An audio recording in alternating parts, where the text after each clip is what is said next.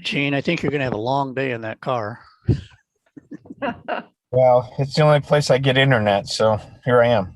I was gonna say, you probably take your seatbelt off though. You might be there a while. That's true. How fast he's driving. No, he's not going to be driving, please. Safety first, right? Right. Especially now with the chief of police on the line. Yeah. All right, we are live streaming. I'm going to go ahead. Hit.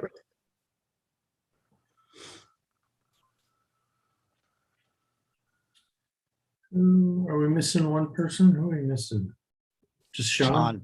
Oh, there's Mary. Okay, there's 6. Okay, great.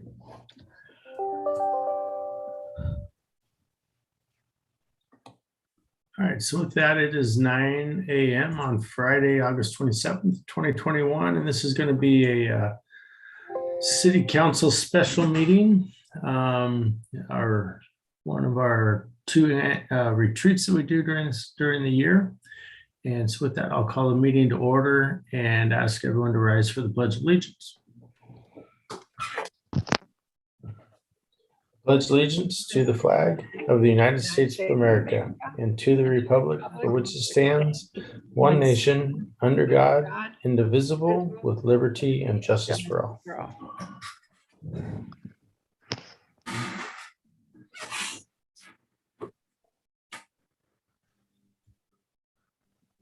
All right, great. It's great to see everybody here. Can we get a roll call, please? Councilmember Daughtry, Present. Councilmember Peter Shagan, Present. Councilmember Frederick, Councilmember Dickinson, Present? Councilmember Jarstad. Here. Councilmember Ewing. Councilmember Ewing. I see him. Councilmember Tadgett. Present. Okay. Hey, Steve, you might check your audio, your mic, you're a no-go. Nope. Okay, so we're gonna kick this retreat off. Just a couple things. Obviously, we're all online, so if you need to take a little break and do what you got to do, just do what you got to do, and hopefully we won't go too late in the day, but we do want to make sure that we thoroughly hit some subjects and make sure that we're keeping the city moving forward as it needs to be. And so with that, Gene, let's hit the last retreat recap.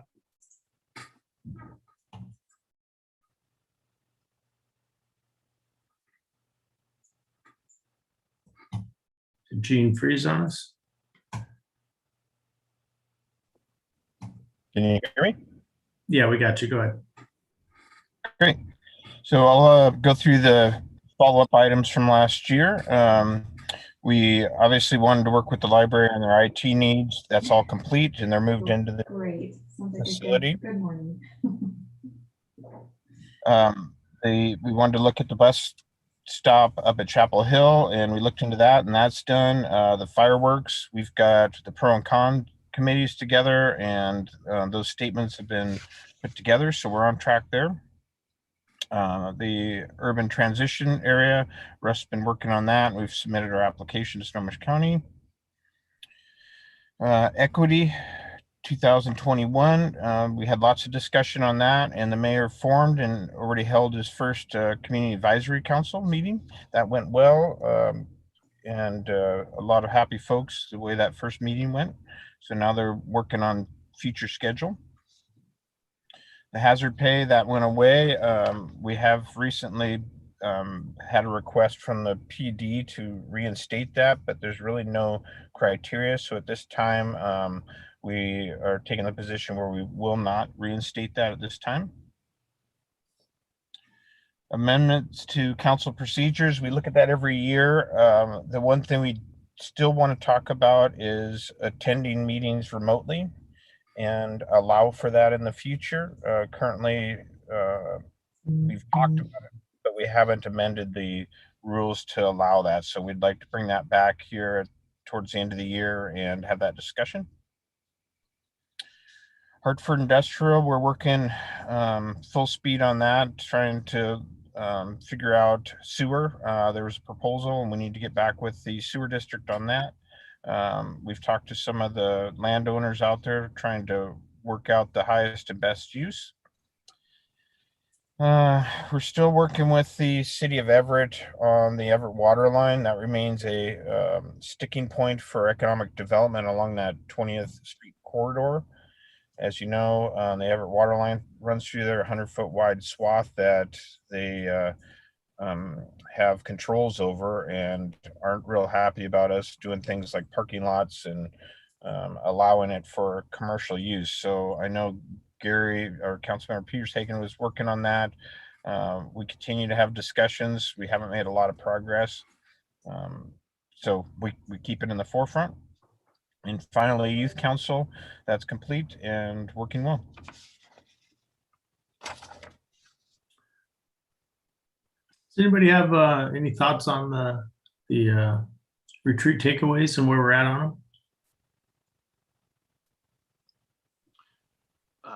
Mayor Gailey, I don't know, so this is a retreat takeaway, but if Gene could lightly touch on the sewer litigation, just to let everybody know where we're at, would be Sure. helpful. Certainly, and I appreciate that. We did file all the proper paperwork to move towards assumption, and the sewer district filed with the judge and asked for an extension of time. They received that, and that extension was through August 30th, and I believe it was August 30th. So we can't ask for a court hearing until after that date passes. So obviously that's just a few days away. I know that Greg has been working with the sewer district on discovery. He requested a bunch of documents for the lawsuit and is receiving those through the discovery process. As soon as Greg files for a hearing date and we get a hearing date, I will pass that on to council. And I was wondering if just we could get a brief explanation of the impact of kind of the stalling of the conversation with the city of Everett around the water line. What is that? What are we not able to move forward on, or how is that impacting any current plans? Russ, do you want to talk about that, or Mayor? I was just going to intro on that. I don't think that we're not stalling per se. We've just run into a no, and correct me if I'm wrong, Gary, but we've just run into a no, and we're just trying to figure out where we can get to a maybe or a maybe yes. And so I'm not sure that there's a stall. It's just If I may, Wait. I think the issue is we're trying to solve a kind of a global corridor issue versus sending individual property owners when they have a land use proposal to the city of Everett to try to get some sort of relief to utilize that 100-foot. So again, trying to kind of take care of everything at one time.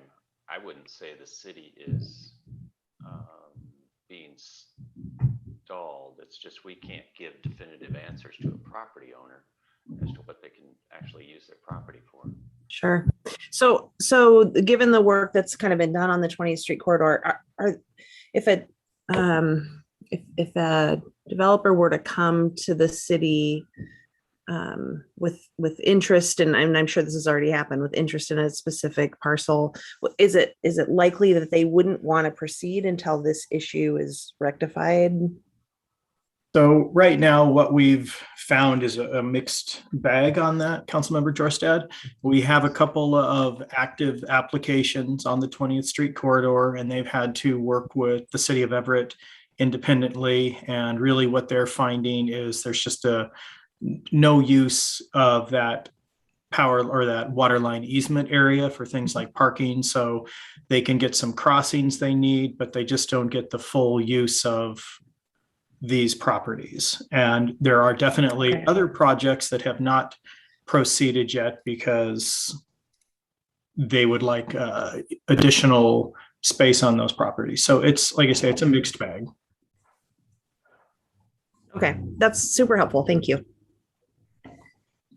Carry this this discussion just one step further. Keep in mind, the City of Everett water transmission lines run underneath the Snohomish River. They run underneath the rail switching yard in North Everett. They run under parking lots. They run under streets, sidewalks, you name it, in the City of Everett.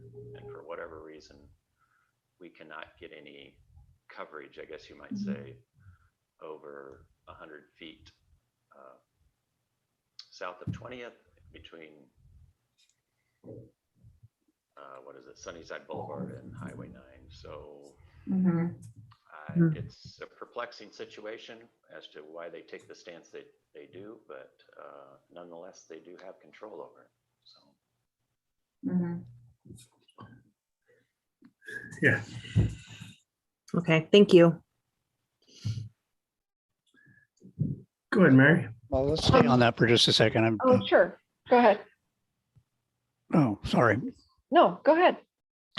Is there any legal recourse? I mean, is there some kind of a, do we do a lawsuit or something to show the court that they're being, you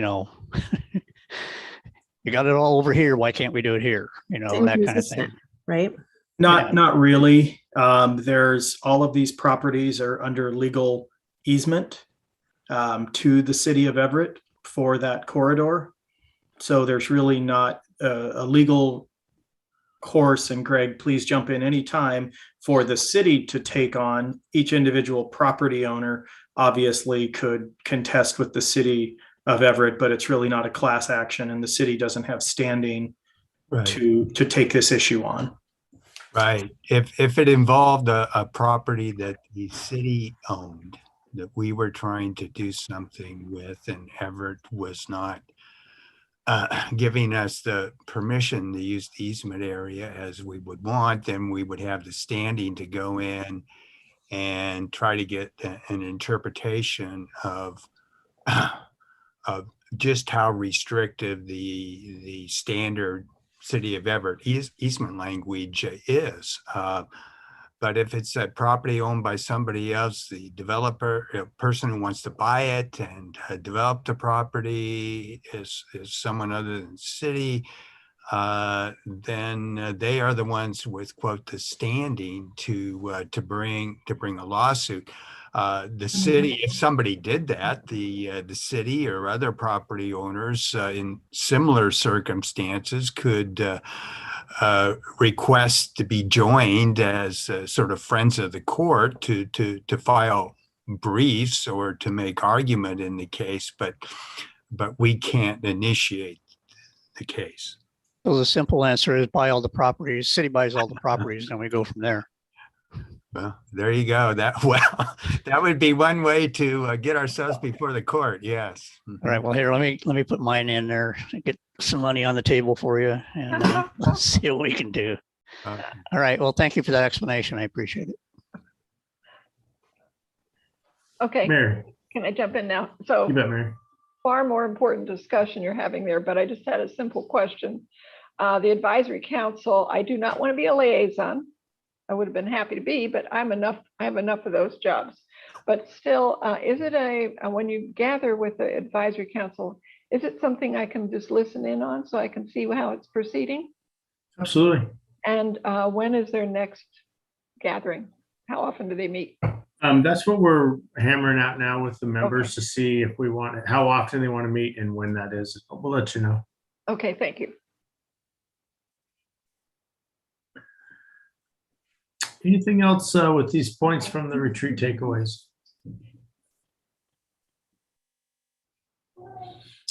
All right, we'll move on then. Looks like we're going to Barb for the finance update.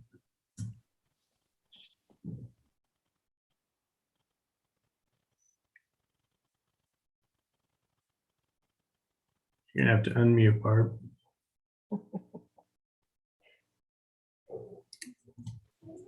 Okay, give me just a minute, get my slideshow going here. I have too many screens. Too many. Host disabled participant screen sharing. Sorry, Barb. Hold on, let me fix that. Great, you should be good. Okay, which one is it? This one. Can everyone see my screen? Oh, not yet. Yep, How it's about coming. Differences between last month's today. Give me 1 second. I got a lot going on over here. Move things out of the way. Okay. Now can you still see it? Got it. Okay, good. Okay, so let's get this going here. Okay, so we are going to go over your the second quarter update. The slideshow. We'll go over your overall fiscal health for second quarter, year-over-year comparison from 2020 to 2021, and then we'll look at revenues and expenditures and chat a little bit about budget priorities and policy choices, but I think we have a bit more of that later in the day and some of the presentations. And so I'll just kind of throw out some things that but I won't go into detail on those. Some things like untapped revenue sources and that type of thing comes up later in the presentation or in the day actually. So, so this is, oh my goodness. This is the slide that shows the budget versus actual revenues and expenditures citywide. I know this is a lot of data. The budgeted revenue, which is in the second column down at the bottom, 6.8 million as of second quarter. We've received 65% of our budgeted revenues. So the third column is our actuals and the second column is our budgeted revenues. And then you have budget expenditures and then actual expenditures again. So we have received, like I said, 65% of the budgeted revenues. It's a little deceiving. We have a few budget amendments that we need to do that include like the grant revenues for ARPA and capital projects and bond proceeds, but we are still slightly ahead of budget expectations in revenues. Budget expenditures, we're at 67.1 million, currently 28% of the budget.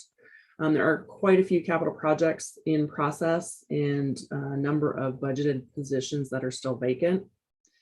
The green column is our current citywide fund balance, which is at 52.8 million among all the funds. The pink highlighted numbers are some of the significant amendments that I mentioned that we need to do. I won't spend a lot of time on this, as the amendment will include the detail when it's brought to council. These include the first one, the ARPA funds. As you know, we received those that grant funding from the federal government. We need to add the revenue and expenditures budgets in there. The 841,000 expenditure that shows in there as budgeted, that's the anticipated budget amendment needed to be added. It's a change in funding source for the stormwater detention pond at 91st and 24th. And it's being moved from the Surface Water Management Capital Fund. This is an allowable use of the ARPA funds, and this will allow more funding available for stormwater later. So then the drug seizure and forfeiture fund, the prior budget amendment had a typo in the beginning fund balance. It actually said 868,000 as the beginning balance, and so that just needs to be corrected. The 2021A bond fund, we need to budget the bond proceeds, premiums, and expenditures. Traffic mitigation and park mitigation, those revenue streams are both coming in more slowly than expected, and we'll see that later in the presentation. The traffic mitigation fund as a whole also includes revenues from grants, and so we're not significantly under budget on that, as we have received some of those grants already. And then park mitigation, although park mitigation is a revenue stream that's coming in under budget, this chart shows that we're significantly over budget, and that is due to a grant that was expected last year, yet we received it this year. That needs to be rolled forward into the 2021 budget. And then Surface water management capital, as I previously mentioned, this is the change in funding source for the detention pond project up on 91st and 24th. This is our 2020-2021 comparison. Current citywide revenues are 88% increased over second quarter 2020. Some of the significant increases, decreases here, general fund reserve fund. The fund received a large interfund loan repayment in 2020 early on. So that's where that decrease comes from. Current managerial permit revenues are down 32% compared to the prior year. And that kind of goes in line with that park mitigation, traffic mitigation I mentioned in the previous slide. Traffic mitigation shows a 125% increase over prior year. That's due to the TIB grant for the HOV trestle. That was the one that was delayed, that we had to take a loan out from our permit managerial fund. That grant has been received in full finally, and so the loan repayment will show up in July, and that was $3 million. So that's next time we do a presentation, you'll see that additional funding in there. And then the downtown redevelopment, that was grant revenue in 2020, and then infrastructure capital project, that is the 91st 24th project at this time, and that's the bond proceeds and property sale. Now the citywide expenditures are there's an 8% decrease over the same period in 2020. General fund reserve, there's an interfund loan made in 2020. All the capital project funds, which is, I have them split out. There's lines going across the slide that separate out general type funds, special revenue funds, which are street, drug, municipal, debt service funds are the next four, and then capital. Capital, all those capital project funds, it's the timing of projects. And so those will increase, decrease from year to year, depending on what we're doing and when we're doing it. And then the surface water capital, those are current year projects. That's decant, public works shop, etc. This is just a graphic look at the budget versus actual and comparisons. And these changes, or these graphs, will change slightly when we do the budget amendment.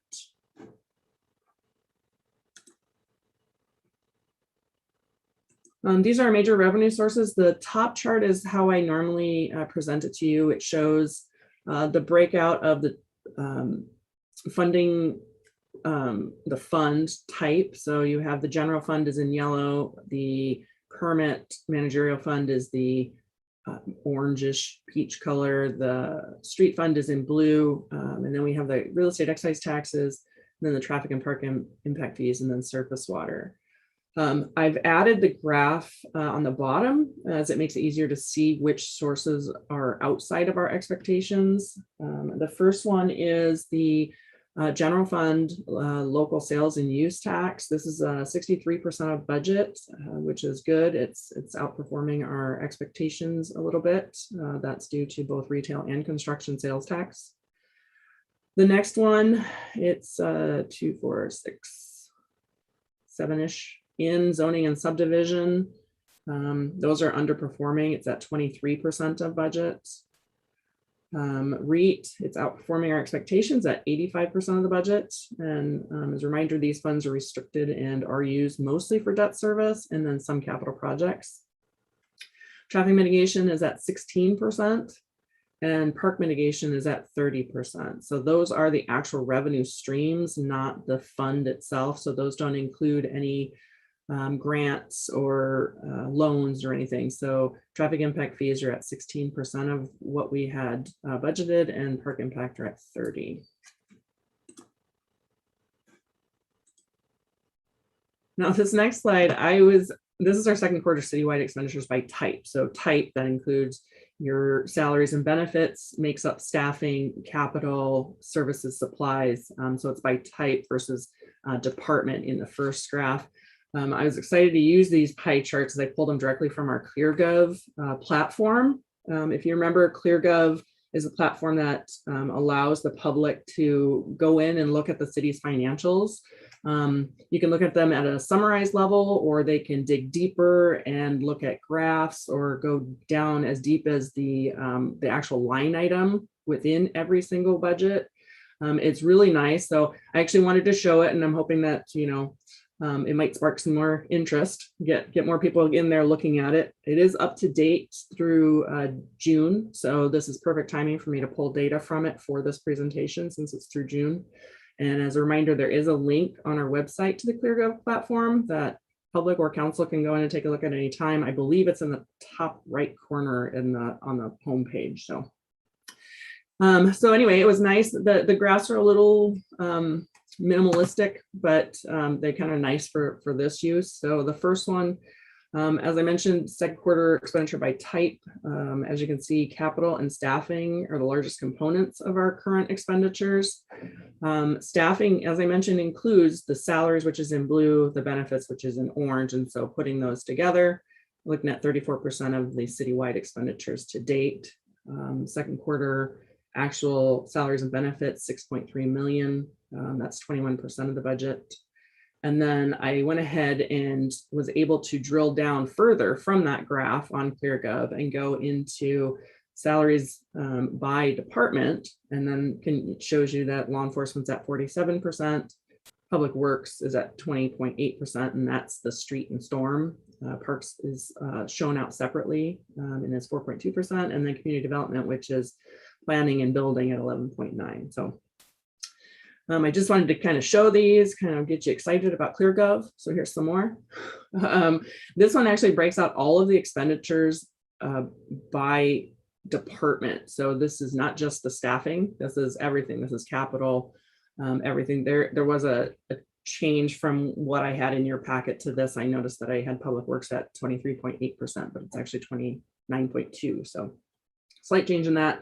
Public works actually includes the street and stormwater, and that is everything maintenance and operations, and then some capital. Law enforcement, obviously 23.8%. Your parks are at 8% just by themselves, and then community development. So those are your largest departments. Citywide expenditures to date. This shows your monthly general fund summary. The top chart is the general operating fund cash and investments. The dark blue columns are the 2021 general fund ending balances by month, and these fluctuate throughout the year. Currently, we're at 5.4 million. The gray column is the 2020 general fund ending balance, just for comparison. The blue line is the operating revenues, and the red line is the year-to-date expenditures. These are currently tracking together, mostly due to vacant positions. This won't likely be the case once we have filled those positions. We are still spending managerial funds on operating in the general fund. So that shows the bottom graph. The bottom graph is our managerial funds in the general fund, and that includes the turquoise line, which is our contingency reserve fund, currently at just about $5 million, 4.96. And then the purple line is our permit fund, and that's currently at 894,000. But as I mentioned, there'll be a $3 million loan reimbursement to that fund coming in July. So that one is actually quite a bit higher than that. Those are restricted to just permit type of expenditures. And Russ and his team have done a great job tracking. They track all their time that's related to permits. Code enforcement that started as a permit can go into there. We're doing a good job of tracking those and then reimbursing the other funds for the work out of that fund. And then the green one is the new one. That one is I created a special managerial fund in the general fund for our ARPA funds. That way we can keep track of the revenue and expenditures since it's such a big federal grant for us. So that is the 4.7 million that we just received.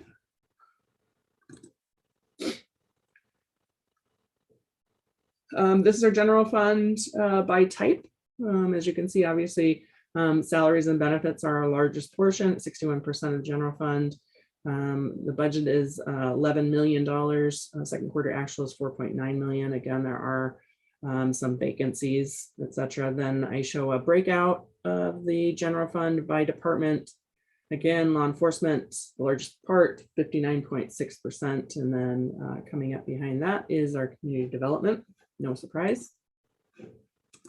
Looking at our street fund, again, staffing is the largest portion of it. It's 44% of the street budget. There is an allocation of administration salaries and benefits in there, and we do that allocation every year. It's generally 20 to 30% of the administrative salaries and benefits are allocated from the general fund to the street and stormwater funds. Then we have the capital expenditures. That is the next largest, and that includes the public works shop and some public works vehicles. Stormwater fund, staffing is actually second. Staffing is actually approximately 27% of the stormwater budget. Capital in the stormwater fund is 48%, and that was decant, public works shop, other drainage projects. And then this, I haven't shown this to you guys in a few years, and so I wanted to bring it back up just to give you a reminder of how much we have in debt. These are debt service requirements, which is all of our bonds and other loans, capital leases out. And this is by issuance. So each bond is called an issuance, and then how much we pay annually for those bonds and loans and what funding source that is. So as you can see along the top, it says 2008 GO bond, that's Grade Road Ridgeline. That one's paid out of REIT 1. The next one is the the old PD bond. That one is REIT 1. The 2019 GO bond, that's for the decant facility. That's sort of surface water. As you can see, the majority of them are paid out of REIT 1, and then we have some surface water. The last two columns show total debt by year. So that is the actual payment that includes interest and principal. And then I actually split it out because we have a number of public works trust fund loans, and a portion of our 2008 GO bond is actually paid by the sewer to us, and then we pay it, and that's in our sewer agreement with them. So I'd like to break those out to show how much is actually ours and how much is sewer related. So the total outstanding principal and interest is 37.2 million with a final payoff of 2,049. And then the city debt for sewer is 8.9 million, and the final payoff on that is 2038.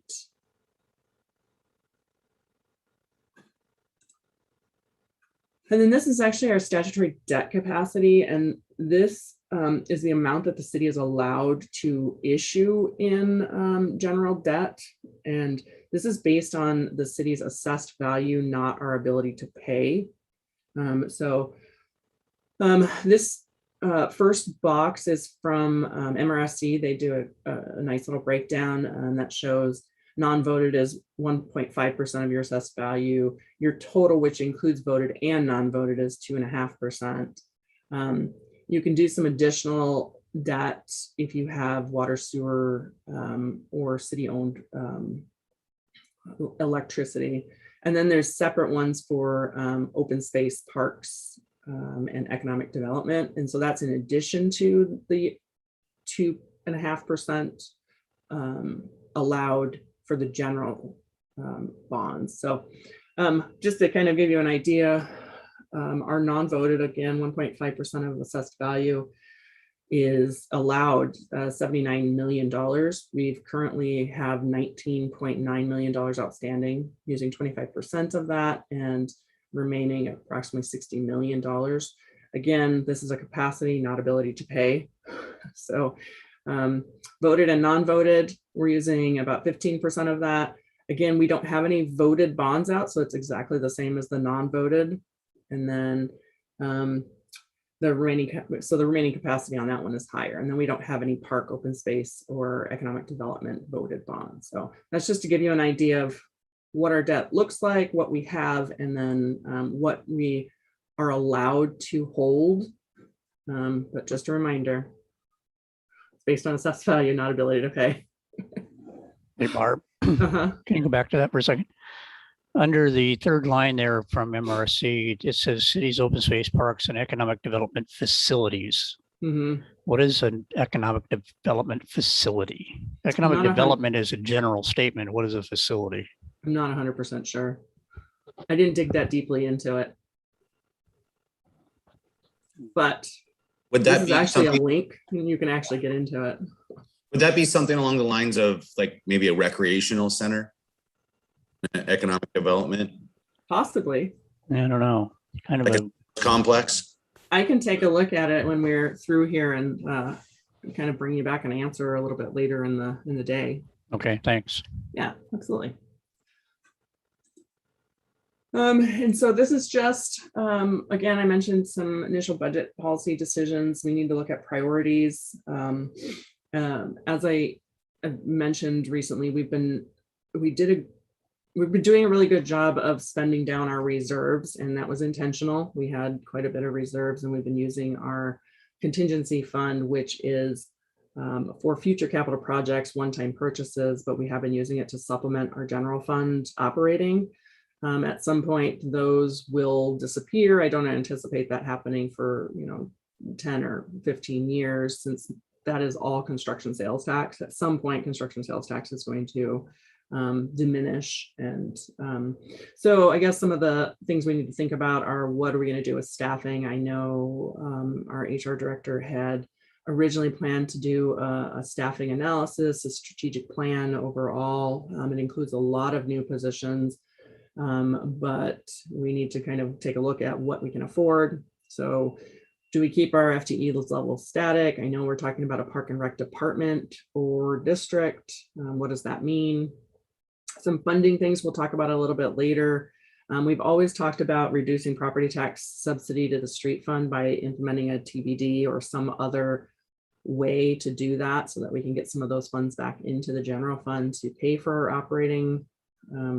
Again, transportation benefit district, we'll talk about it a little bit later. Increased untapped utility taxes. So we didn't implement a utility tax on sewer or stormwater. Those are available to us, as well as additional percentages. So we'll go into that one later, but additional percentages for water and garbage are also available to us. And then I know Russ is going to talk about park district options. And then one we haven't really talked about before, and that's a levy lid lift, and that's on property taxes. So I have a number of slides that will come up later on in the day, because of course, levy lid lifts, we haven't really gone into detail about these, and everything to do with property taxes are extremely detailed and not easy to understand. So I'll have a lot of information going on with that. So we'll talk a bit more about that later. Does anybody have any questions on my second quarter presentation? Art, the debt service slide and the debt capacity slide is not part of our packet. Could No. you send those out? Absolutely. Great, thank you. Absolutely. Those are the ones that I added, which is, I thought I wanted to get that to you guys and wanted to show that to you. One additional slide I didn't get in here, which as I mentioned, I normally drop a slide in regarding our outstanding interfund loans. That's a required report to council quarterly. As I mentioned, the $3 million loan outstanding from the traffic mitigation fund to the permit fund, it is outstanding in June. It will no longer be outstanding in July. And so that is our only outstanding loan. So just to kind of give you a heads up, since I didn't have a slide on it.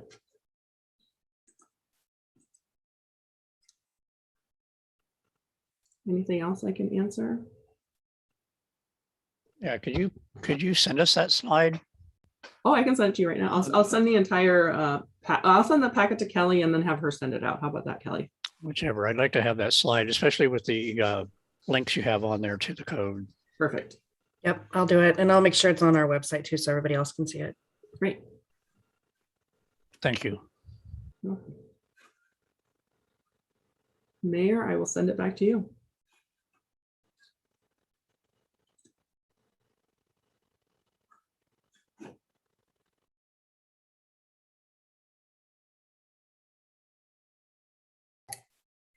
All right, good presentation. And just reflect that Councilmember Frederick is in with us. Good to have you here. Appreciate your other work. I think so we didn't have any, there weren't very many questions there for Barb. Did she do just such a great job, or are we a little confused, or? I do have another question. You bet, Kim. So the ClearGov, I don't know who could answer this question, but the ClearGov, if you look at the population demographics, it's from 2019. And I know that that's from the census. When does that get updated with the new census, or who updates that? Do we have to update that, or does ClearGov update that? ClearGov should do that, and I will send them a message actually right now. There's actually something else on the front page I hadn't really noticed until recently, because I don't scroll down to the bottom of the first page, because what I need is expenditures, revenues, and those are at the top. But at the bottom, it's got a debt. It's got information on debt, and Right. It's from 2015. And so I'll talk to them about updating that as well. So Yeah, it looks really bad. yeah. So the other thing that I want to try to ensure that happens when they update the population is that they include the annexed area, the newly annexed area. So they get their information from OFM. And so when OFM updates their data with the annexation area, then it'll include that. I think we can add a note to that says this does not include the annexation area or something along those lines. I know we can add notes in there. So I will follow up on that and find out what we can do. I can work with you, Barb, on a spread of numbers and the notes to present them, and we'll talk about those later today. Great. Okay, thank you. I think it's a great tool, but it's in some places it's inaccurate. So, and not the financials, obviously, because you've got those updated, but. Yeah, okay, good stuff. Let's move forward then with capital priorities. Russ, you're up. All right, I'm going to share my screen if I'm available to, Kelly. Yep, you should be able to. Okay, is everybody seeing the slideshow? Okay, I want to walk through the projects that we looked at earlier this year, just to give council just a quick update of where we are with some successes and what we're looking towards with some new projects. And I'll probably pull Eric in through parts of this if there are any specific questions. And as we run through and you want any detail on projects, just go ahead and stop me and we can talk about those specific projects. Okay, let me go to the presentation mode. Okay, we're going to look at some street and stormwater projects first. And again, these are projects that have been completed over the last couple of years. So we had the 20th Street widening. That project was finished out this year. This has been about a 20-year plan for the city to widen this area of 20th Street. So that's been completed. Along with that, we were able to leverage some additional funds to do a limited HOV lane to deal with morning traffic in this area, and that project is complete. We've been working, as you know, with WashDOT over the last year plus to get the design moving forward for the new intersection at SR9. That work has been approved by the city and is moving forward on schedule. Under construction right now, some of the projects from the 20th Street corridor plan, capital facilities, which include 91st and the commercial frontages at 91st, 24th, and South Lake Stevens. Those are under construction by Costco right now in the cost sharing agreement that we had as part of the development agreement. Some notable stormwater projects. We will be starting the dredging of the outfall. That's been approved by Department of Fish and Wildlife, and local permits are in place. So we'll be moving forward with that project, and then looking at the weir replacement as a possible project next year. And we should be able to use ARPA funds for that, as it's allowed for stormwater infrastructure and facility. And both of these projects will help with some of the downstream flooding that we've seen. Russ, I got a question. This is Marcus. Was that an annual approval that we got? Because I remember when we were watching it, they said that we could go for an annual approval to where we could, every year we can go and clean. This is different. So what we had done before was the maintenance, vegetation maintenance, and this is actually removing sediment. So that would not be an annual permit. And I'll hand it off to Eric if you have any more comments on where we are with a blanket HPA for ditch maintenance. Yeah, hi, Council. We are in the process of filling out an HPA for exactly what Russ mentioned, a blanket HPA to do several spots in town, not just this one. You can choose up to 5 locations, and just the debris and the vegetation would be part of that. But when you get into sediment removal, as Russ mentioned, that's a specific HPA for this location for one-time use or one time to do it. So I would like to get this on a maintenance schedule and look at doing this every 5 years, but each 5 years you'd have to apply for a new HPA.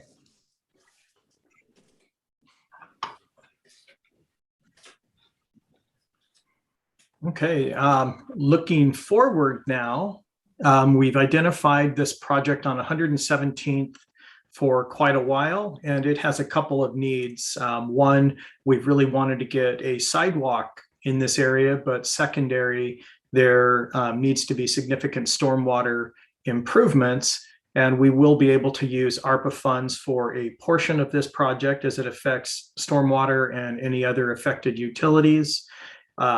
Likewise, and we need to look at our sidewalk fund or other funding mechanisms for the overlay and the sidewalk portion of this.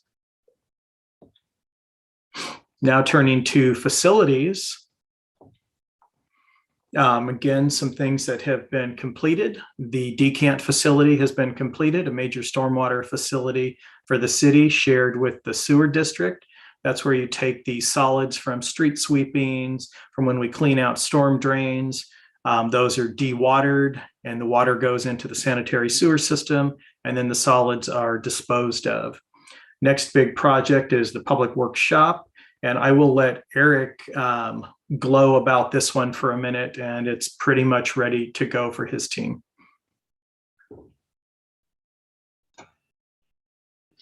Yeah, as you can see my background here, I'm actually in the new office as we speak here on this meeting.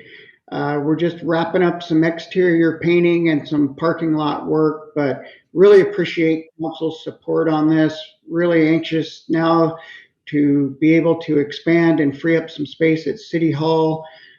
We did all move down here yesterday, and the IT got working, and we're just working on getting our copy machine down. But in the next couple of weeks, I'll schedule a time to have a little grand opening and a walkthrough for everybody. But really a great facility. It's a good improvement for the crew to have a decent place to meet in the morning and get their direction for the day and keep things organized, have a decent lunchroom and restroom facilities. So really a great project. I'm really happy that we're just wrapping it up. And again, want to throw out my appreciation for council and mayor's support on getting this project done. So look forward to a little grand opening here in weeks to come.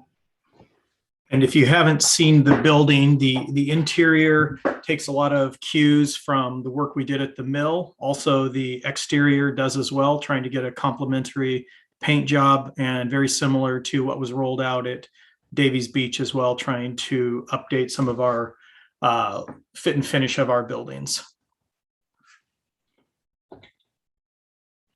Lake Stevens Library. We were able to go in and do the rehabilitation of the foundation for that structure. The library has completed their tenant improvement. They had their soft opening yesterday. I went up there and took a look at the building. It looks great. They have new flooring in there throughout. Obviously, they've repurposed some of the existing offices, have a quiet room. They have a public room, a study room, and the bookshelf. So it looks really great, and it'll be a good use of that facility for them for the foreseeable future. I won't spend any detail on the civic campus, but this is a major facility project that we'll be discussing later and needing council to make some decisions on as we move forward with this project. Also, the museum just threw it in here as a facility, and we'll have a little bit more discussion on this. We are through the design. What we don't have is funding for the project at this point. Now we'll turn our attention to parks and trails. So I just wanted to emphasize, as you all know, North Cove Phase 2 has been complete. It's been a tremendous amenity to the city, and this park all summer long, if council members haven't been here during the day, has been used heavily every single day from 8 a.m. till probably 8 or 9 p.m. So it's been a huge success to the community to have this park opened. Moving into Phase 3, that's under construction right now. Some of the new features for Phase 3 is going to be a large pedestrian plaza. We have sent out a request for art and have one applicant to do a water tower sculpture for us. That'll be coming to council soon to approve that design. And we also would like to add another restroom off of the Festival Street that would allow space for concessions and other storage as we continue to try to activate this park. Frontier Heights, the work there substantially completed. There's still some maintenance activities to be done. The photo here shows Rep Lovick, who was a great sponsor of this project to help us get some funding to do the playground and some of the first phase work in addition to our local funds. 20th Can I Street. jump in? Frontier Heights Park for us? Yep. Some of the work we have left to do has to do with dealing with the turf. As everybody recalls, it was really late in the year last year when we got the hydro seed down.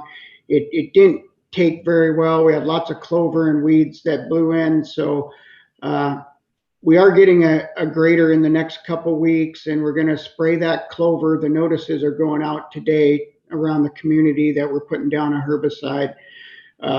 And we're going to spray that clover and then do the finish grade and get the turf back up in good shape. I know it's a little bit of an embarrassment at the moment, but my team, Kyle and Justin, and they're committed to getting out there and getting it fixed up. The irrigation we had a few issues with, but it's fixed up and going. So I have real high hopes that we can finish the sign out front and the landscaping by the parking lot and really have a good quality turf out there moving forward. So I just wanted to throw that out there. Those were some of the maintenance things that Russ mentioned are still ongoing, but it's a priority for us here in Public Works to put an effort into that park and get it looking nice.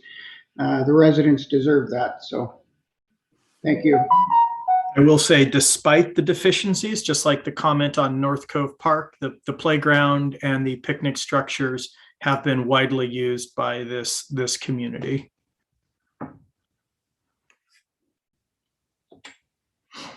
So we're under design for the 20th Street ball fields. Design is probably at about 90% right now. Some of the issues, though, we're working through to go to the next phase with construction really deal with property acquisition. We need to get permissions to have some of the trail on private properties. So we're working through appraisal right now, and we'll probably be coming back to council with some specific actions as it relates to easement or real property acquisition in the near future. Eagle Ridge Development, we've talked about this park before. This is one of the parks that the city did receive Recreation Conservation Office funding for, and we'll get that grant of $428,000. We only received one of the two grants, but we'll be moving forward with that next year. The city will have a proportion that it needs to add in for a matching fund. And so we'll have to look at, with the funds available, what a phased build out of this looks like. But at the minimum, we hope to get the playground in and the amphitheater. As you all know, with the annexation, we've acquired Sunset Park from the county. We've been out there several times to view the site and look at really what needs to be done. So phase one with the revamp of this park is really going to look at safety features. On the north side of the park, there's quite a bit of erosion on that hillside. And so we'd like to put in a retaining wall there and expand the beach area, and then just generally go through and do some safety improvements for the site, renew the picnic area, put in some view areas, and make the parking lot safer. Earlier this year, council gave direction to staff to move forward with trying to do the acquisition of the Cedarwood Clubhouse. Staff worked with the property owner as well as the HOA. Both have signed off on this property, and it's now been dedicated to the city. And so going into 2022, we'll go through and come back with a proposal as part of the budget to do restoration and rehabilitation of this site. But no funding is dedicated at this point. And then there'll be a series of dock updates happening probably in 2022. The North Cove boat slips that we've talked about previously to provide some moorage. Davies Beach still needs some dock and deck work. And then also the relocation of the police and fire boats, which will move down to Davies Beach from North Cove. Another park project that we're looking to in the horizon is the redevelopment of Centennial Woods. So that's the park between Catherine Creek and the Centennial Trail. The idea there would be to create a pump track and probably a climbing wall and have those integrate into the Centennial Trail. Another facet of this is potentially doing some additional property acquisition from Puget Sound Energy to expand the footprint of the park. And we do have interested partners, but again, this is a project that's not on our current capital facilities plan and is not funded at this point. But at least as far as next year, a recommendation would be to go to at least a 10% design of this project so we can start going out and looking for grant funding into the future. South Lake Stevens multi-use path. The South Lake Stevens path has been extremely well used over the last year. It's been really great every time you drive by that to see people on that. We have been able to get some additional funding for that project for different phases of it, both from the state and from Snohomish County. And we don't have a construction date yet. As soon as Eric has the new city engineer on board, this will be one of the projects that person will take over to get the next phases of this into design and come up with a construction schedule for phases 2 and 3. Eric, anything you want to add? I'm good. Okay. I'll just switch back to the downtown projects. We've talked about Main Street. We've been able to build the first section of the improvements when we did the mill. There'll be some additional improvements with the construction of Mill Spur, as well as potential private development coming in the next year. We do have some grant funding in place in 2023 and beyond. And we still have a funding gap, though, to complete the build out with the profile from 16th and the intersection. And we will be seeking some additional grant funding through the Complete Street program to help us finish out our funding shortfall. Mill Spur, obviously that's been approved. You've all seen the demolition and the site prep work, and that project will be ongoing throughout the fall and potentially into the winter of this year. Looking to have that complete before market season and all of our annual events going into next year. These are just some other projects that we have hanging out there. We do have grant funding for the 16th Street Trail Connector. Again, we need to go to design and see with the grant funding and any city matches what we can construct with those dollars. The 36th Street Bridge is hanging out there. We do have initial design. They're not construction dollars. We have outfall culvert replacement projects downtown. Combined, those are about $7 million and unfunded at this point. And there's still a need for an additional park in the southeast part of the city. And so we'll continue to look for opportunities for that, but unfunded at this point. And then any expansion of open spaces along the power line corridor, but no funding for those projects. Any questions from council on the project list or any slides you'd like me to go back to?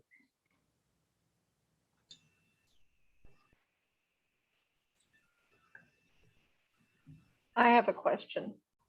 Sure. Could you go back to the slide on Eagle Ridge? Thank you. So we came and, okay, now I see it. I came over there and we had a good talk, you and I and Jill Meese, about this development here. It looks like you're keeping the trees mostly in that area between the community gardens and where you're going to have your events. Is that correct? Yeah, the whole back area All of the that, park is in a conservation easement. Right, right. So And how about where the little trail is there? I'm just curious. It looks like you saved some of the trees. through this area? Yeah. Yeah, there are some of the trees that will be saved or replanted. Like I say, all of the trees in this Right. area will be preserved, and Right. there probably would be new landscaping that would occur in these other areas as we go through and do Okay. grading and construction. Okay.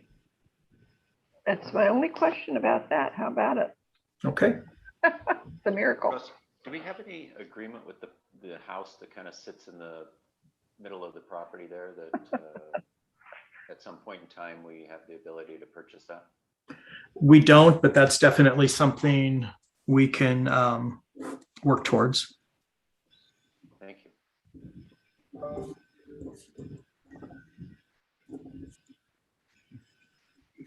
Russ, could you go back to the slide with the further development around the mill? So a couple of slides after this one. For which one, Councilmember Frederick? About on the mill and Main Street.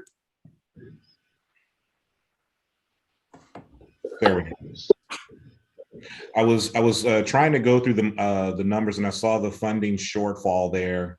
And I'm curious if the funding shortfall includes the pending request, the pending federal request for the $2 million. It does not. Okay.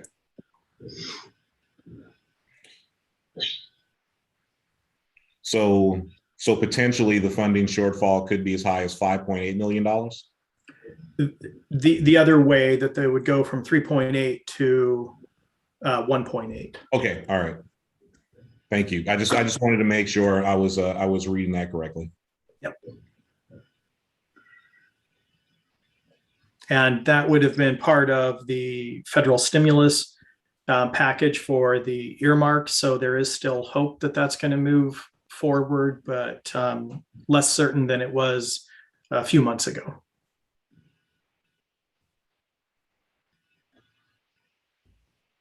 Russ, Gary here.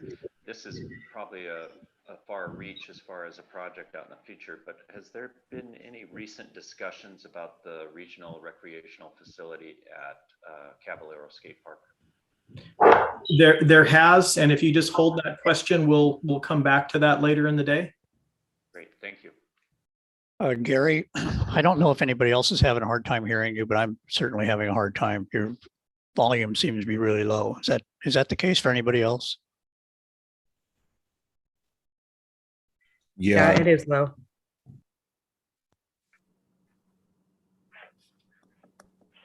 Is that better? Yeah. Okay, well, try to speak up a little bit. Thank you.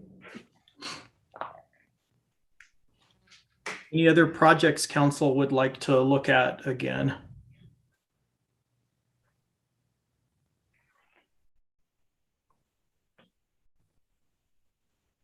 Okay, thank you. All right, great. So we are at a break point. Why don't we just take a 10-minute break? Why don't we come back at 10:15 and we'll continue on.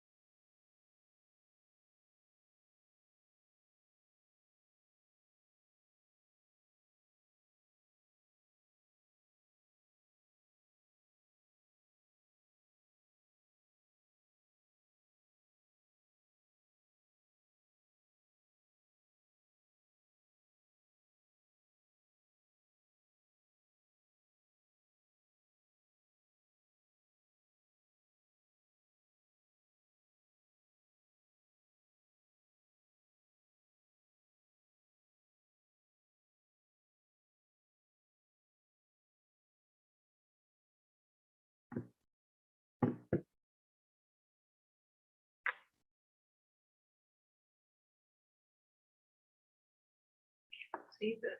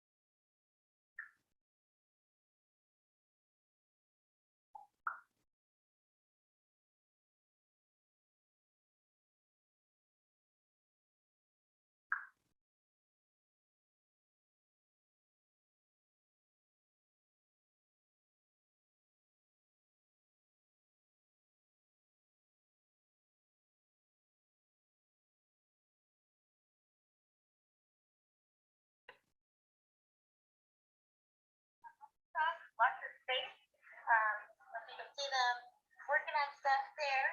And they would like to invite you and all your young people in your life. The farmer's market is getting set up. I don't know if you can see behind me here. And we're going to be also part of the come on down and add your creations to our wonderful.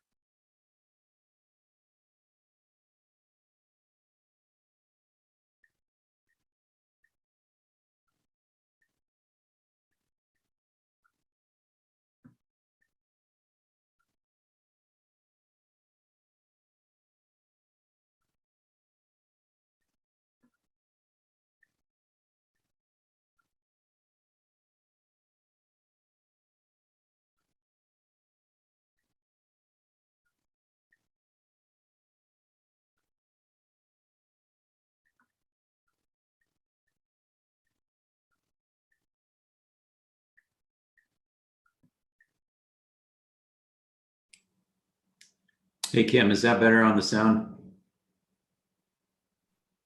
Yeah, it's much better. Thank you. Okay. I was trying to use a headset and it just doesn't work quite right. Not a headset, but earpiece stuff. I was just curious, do we know, do we have any citizens participating today or listening in? Yeah, we've got I see 8 attendees. 8 attendees. Liz Loomis is there, Mark Summers, Matt Tabor from the chamber. Sue Ferdinand is watching. Hi, Sue. How are you doing? And Anita. I don't know if that's 2 Anitas or the same Anita. I can't tell. Oh, okay.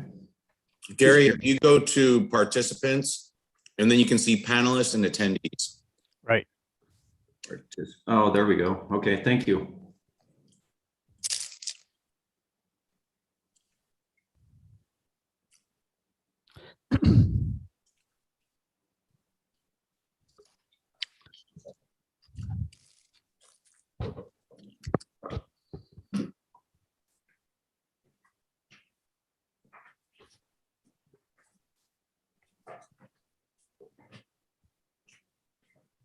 Hey, Marcus, did you attend the sewer district meeting yesterday?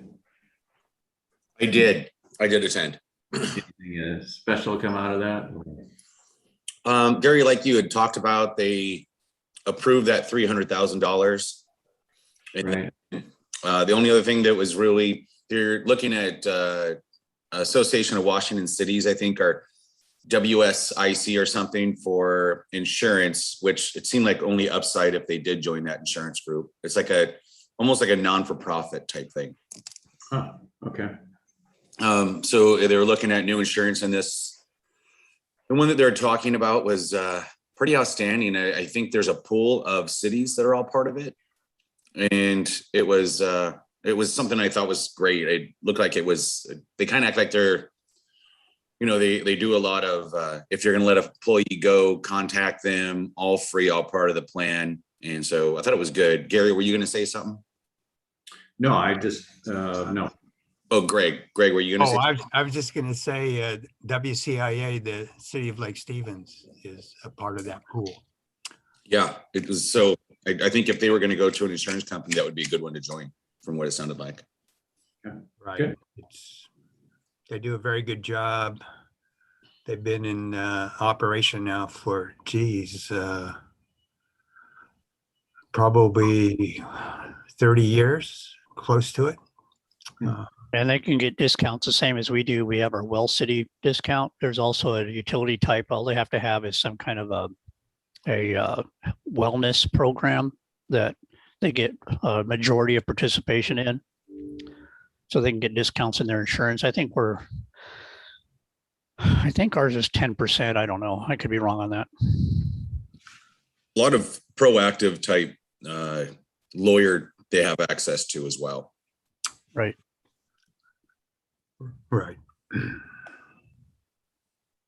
Not a whole lot going on at that meeting yesterday, but somehow they always seem to last an hour. Been pretty quiet there for a few meetings. So. I wanted to say something about them in the $300,000 without going through the committee approval, but we've already been down that road before. Yeah. Yeah, well, it's 10:15. Let's let's get back together here and continue on. Russ, Civic Center funding and next steps. Okay, so we'll move through the next topic, as the mayor just suggested, talk a little bit more about the Civic Campus. You have quite a bit of material in your staff report.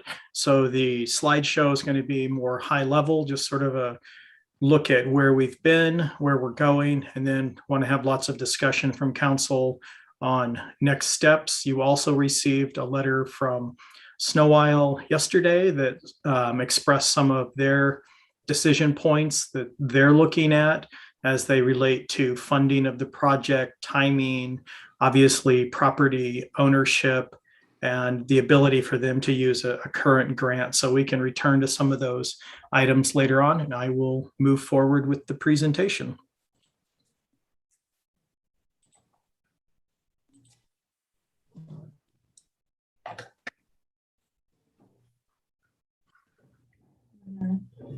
All right. So we've talked about this a few times throughout the year. The last time that we came to the council, we shared with you what tasks have been completed to date. So just again, to run through that list pretty quickly, we've had a market analysis completed, demographic analysis, space needs for both the library and city hall and sewer district use. We've seen some preliminary cost estimates. We've seen delivery options, including one that's a 6320, the 3P type option. There's been significant public engagement throughout. We've had agency presentations. We've looked at preliminary concepts, and the council made some recommendations, and now we're at a preferred alternative state of the project. And we've received, new reports, obviously, that the council had included in their packet. So as we look back at the alternatives, there were three really distinct alternatives. One was a shared space alternative. One was a very compact 3-story design that would have had library and city hall in one building, and then a design with separate buildings. What came out of that with the council's discussion was really a hybrid approach, and most closely aligned to alternative 3. So run through the alternatives again really quickly. This is what alternative 1 had looked like, where it was shared space, where the potential council chambers and a meeting room for the library would have been shared and the focal point of the site. There was this compact element that everything would be in one building. And again, on the right side of all of these slides, or at least in the breakout box, it shows some of the criteria that council was looking at as they made their recommendation based on environmental cost, the partnership, and cost development potential, etc. Alternative 3, which really became the basis for the hybrid model, had separate spaces, less impact to critical areas, allowed for a lot of exterior public space, and mid-range on the cost, but had lower development potential. So looking between alternatives 1 and 3 is where this hybrid alternative came out that we'll look at today. So again, all of the alternatives back to back, what council looked at for scoring criteria on those.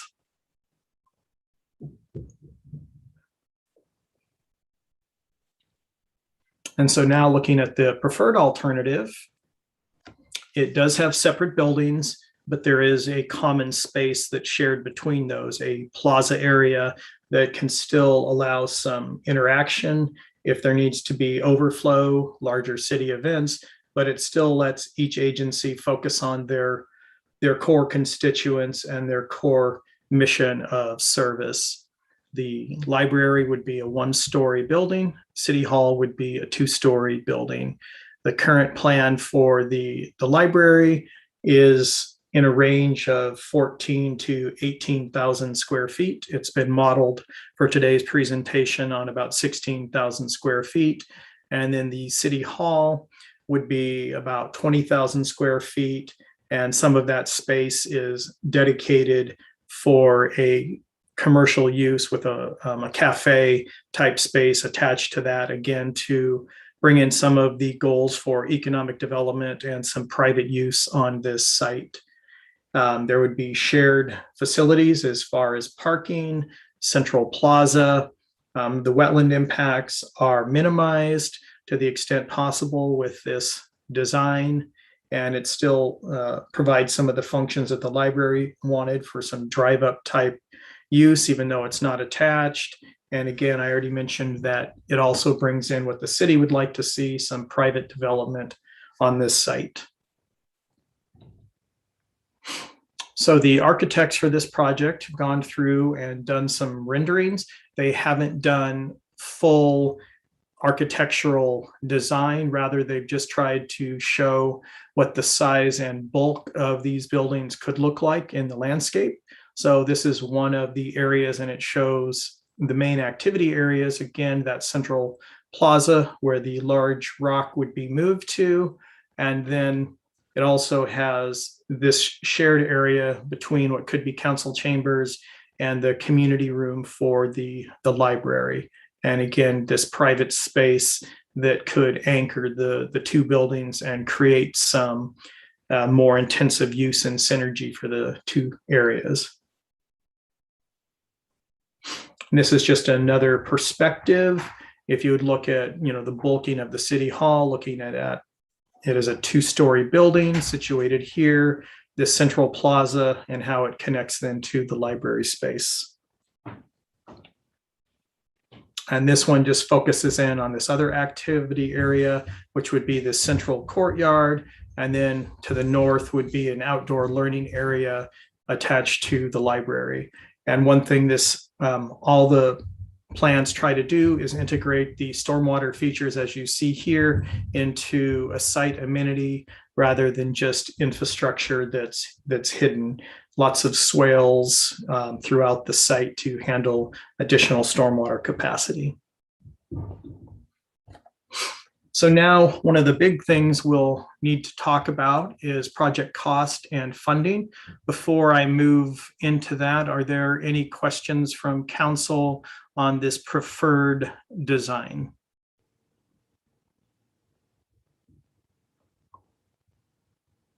Okay. I get a question, Ross. Sure. Can you hear me? Yep. So the question about the shared space, the property, it looks like, library would be sharing property with the city. And so, I'm wondering what the nature of that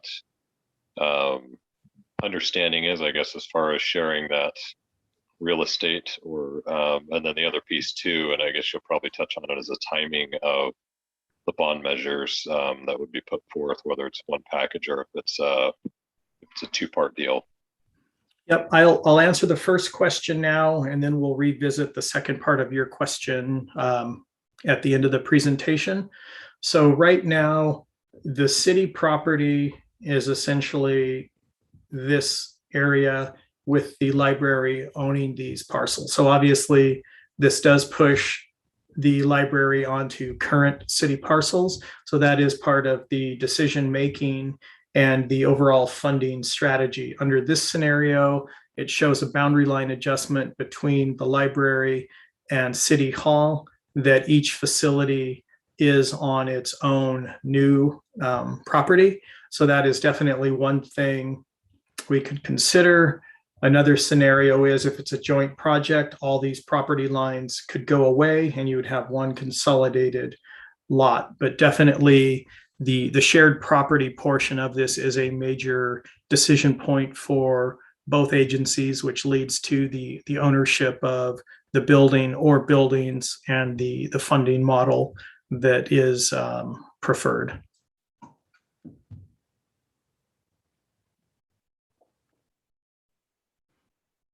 So the consultant provided a bunch of different cost breakout options and showing what the combined project would be if it's a single project financed by one entity for both buildings, or if each entity was to move forward separately. What we found out about using this 6320 or the public-private partnership delivery model is, there would be about a 30 or 20% cost savings if we're able to do that. But there's also a breaking point on when that makes sense. So if the projects moved forward separately, the City Hall project and the library project are on the low end of where you usually find outfit that wants to take on that project. So usually it's going to be about that $15 to $20 million range. That's the sweet spot for them to invest in the 6320. So we would definitely be on the low end of that. It's not to say that we couldn't finance the project that way, but again, we're not in the typical range. But if it's a combined project, we're definitely within the range that it makes sense to do that type of project. What you can see with the City Hall project is there's about a $3 million difference doing it with the public-private partnership based on a traditional design bid build package. And the same is true with the library. Any questions about the cost breakout? Russ, excuse me, do these numbers include the soft costs, or are these simply the construction costs? These are soft and hard costs. So this is total. Yes. Okay. The next slide sort of gives a breakdown of that on a square foot basis. So if you look at the design bid build, again, that's the traditional method, about $800 a square foot, a little bit more for the library, and that's to do with the fit and finish and some other amenities. And then you see the cost per square foot drop a little bit under this private delivery method. And then you'd look at an annual escalation rate, somewhere between $20 to $25 a square foot moving out on that decision point. And again, the 824 and the 845, that includes your soft cost, your design, as well as your administrative costs, as well as the hard construction dollars. So that is an all-in number. Russ, I have just a point of clarification. I want to make sure I'm understanding right. You had said that on the previous slide that the downside of going with a sort of a P3 arrangement is that a developer isn't interested in taking on or bidding for a project that's in either the $13,000 or the $10,000 range, that they're more likely to want to take on a project in that $23,000 range. And so that's the downside to having those projects separate. Am I understanding that correctly? That is correct. Yes. Both projects alone are at the low end of comfort for that type of a delivery method. Okay. Thanks. I have a question. This might seem off topic. I'm trying to figure out the reason why we keep trying to partner with the library on this and not just do our own thing. I don't quite understand why we keep trying to include the library. Do they even have funding? The library has secured about $3 million in grant funding right now, and I will let the mayor answer the other half of your question.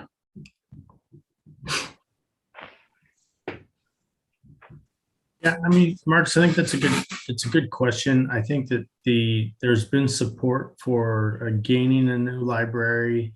There's support for moving City Hall. And I think that there's some responsibility in creating a good civic campus that includes assets for everyone within the community, not only as a City Hall, but also a library. And it's still a discussion in motion that we really need to sit down with the library and make sure that this is where the route that they want to go in doing a combined project. For myself, if we're going to do this project, I really want to see it as a combined project that we present to the voters to see that they're getting bang for buck. I think we end up getting a better facility if we team up on this project.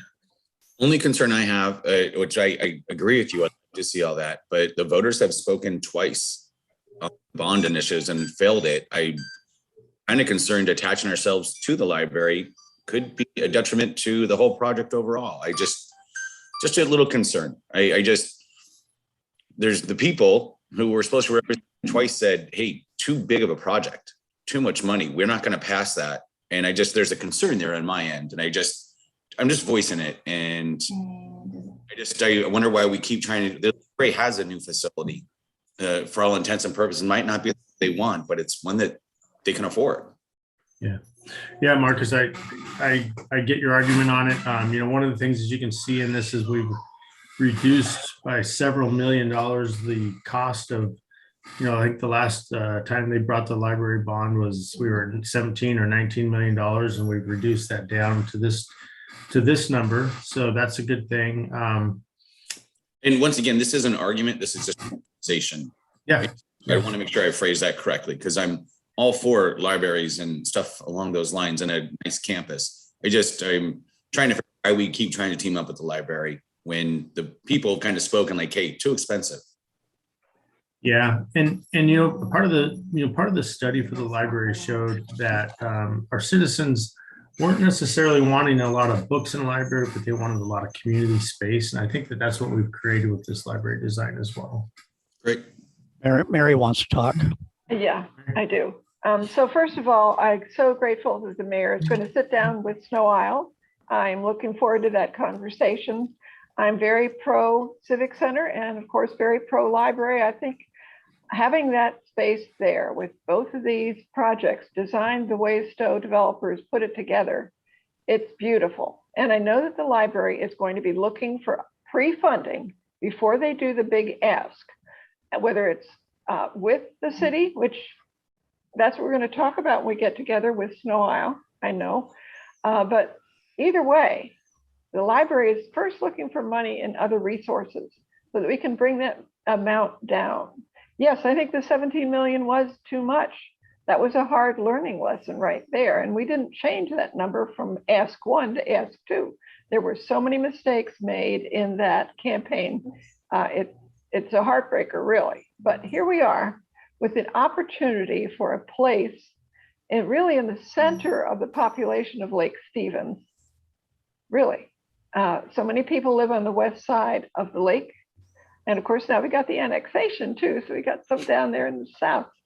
But it would be just an amazing event. And I know that the library is going to do all they can. And this P3 looks like a good way to reduce that cost.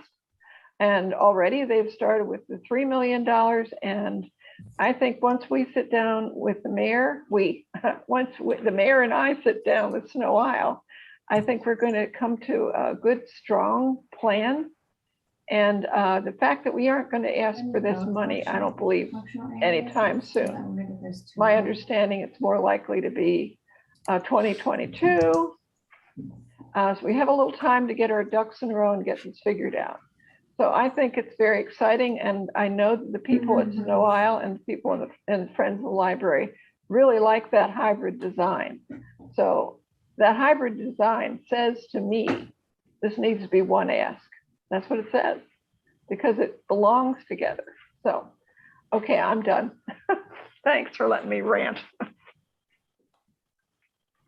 So as we get back to the cost again, and this is where I need to go back to some of Barb's comments from earlier. We have the bonding capacity. We don't have the revenue stream for repayment right now. So that's part of the discussion to really look at whatever method we move forward. How does the city pay back our bond debt, whether through the P3 or a direct bond? And then also, how does the library repay those? So if we went out for a bond outside of a P3, it's obviously that levy rate that pays for the cost of the project. If we go out for the P3, we end up with an annual payment on the life of that building, and that's when we have to come up with the revenue stream. So that's another pro and con to think about. If it's a ballot measure, it costs more, but we're financing it through public debt, or the P3, we have to come up with an ability to repay that debt. So a couple of other things for council to think about. Russell, And then- has there been any calculation as to what a $20 million bond debt would be for a property owner? I don't believe to the level of a property owner at this point. I know we've looked at it's probably about $1 million annual payment for the city, but I don't think we've calculated a cost to a property owner at this point.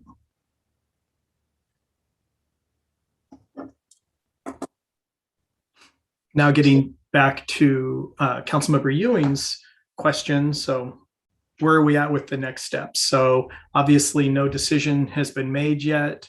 We know that if it's going to be a publicly financed project, a combined project, we are going to need to go out to the ballot. And it's likely that we could look at the April ballot. Probably at this point, it's more realistic to do a really solid campaign to look at a fall ballot of 22.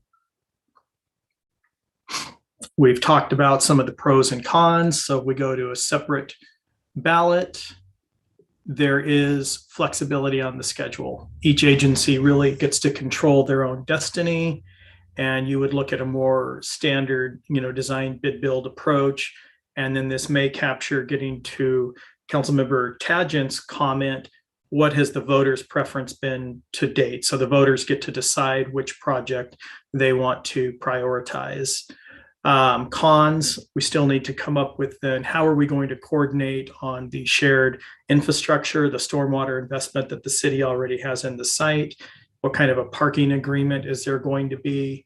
And how are we competing with other bond measures outside of the city snow aisle, such as, fire district, school district bonds, et cetera. So really being cognizant of other ballot measures to not lead to that tax fatigue from the population. Obviously the pros with the 6320 delivery, we turn the sites over to a third party.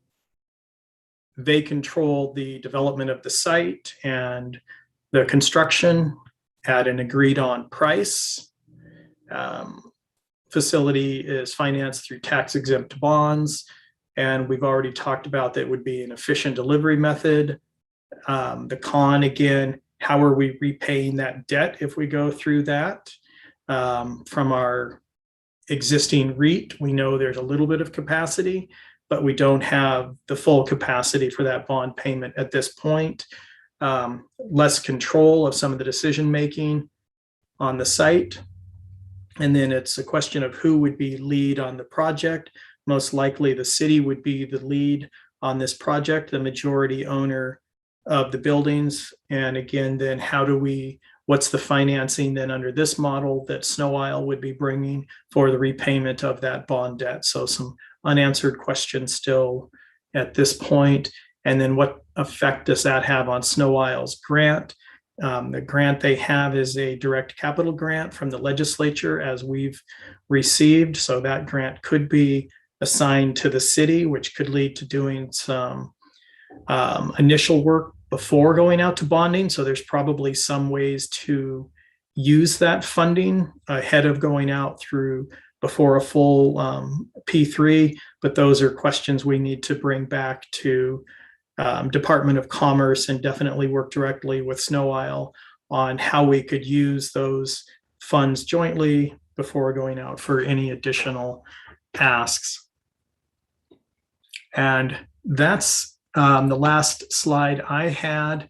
Happy to try and address any technical questions. And I welcome the mayor or the city administrator to provide any additional comments on this project as well. Councilmember Daughtry. So one thing I'm not understanding in the cost estimates here, when you say soft costs, what does that include?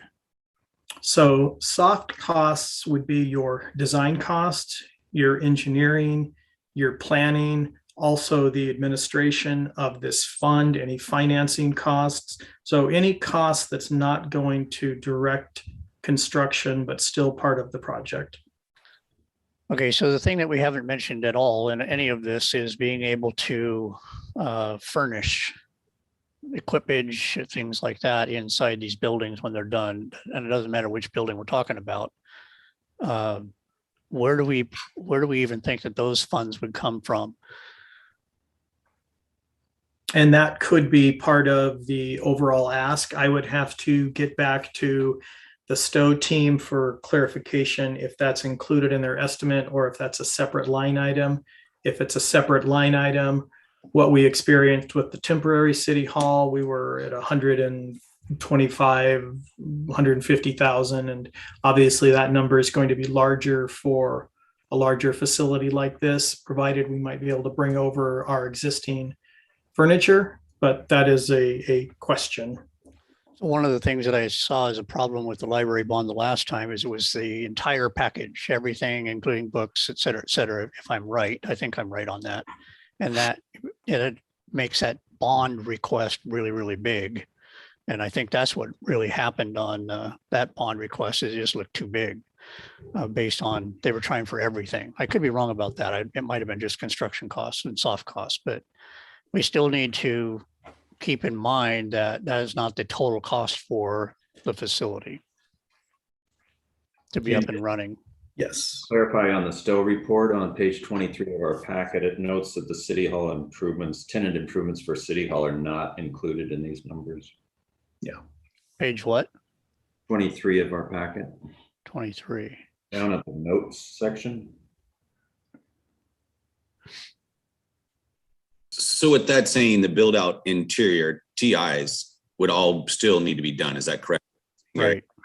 Well, my understanding of that comment, and I'll get clarification, is we would walk into a fully built building, carpet, paint, all of that. So really what we're talking about is bringing in the IT equipment, and the TI, the way I understood it, was for this cafe space, that the city wouldn't be responsible for that, that would just be a shell, and any future tenant that walked in would be responsible to develop that portion out to their desire.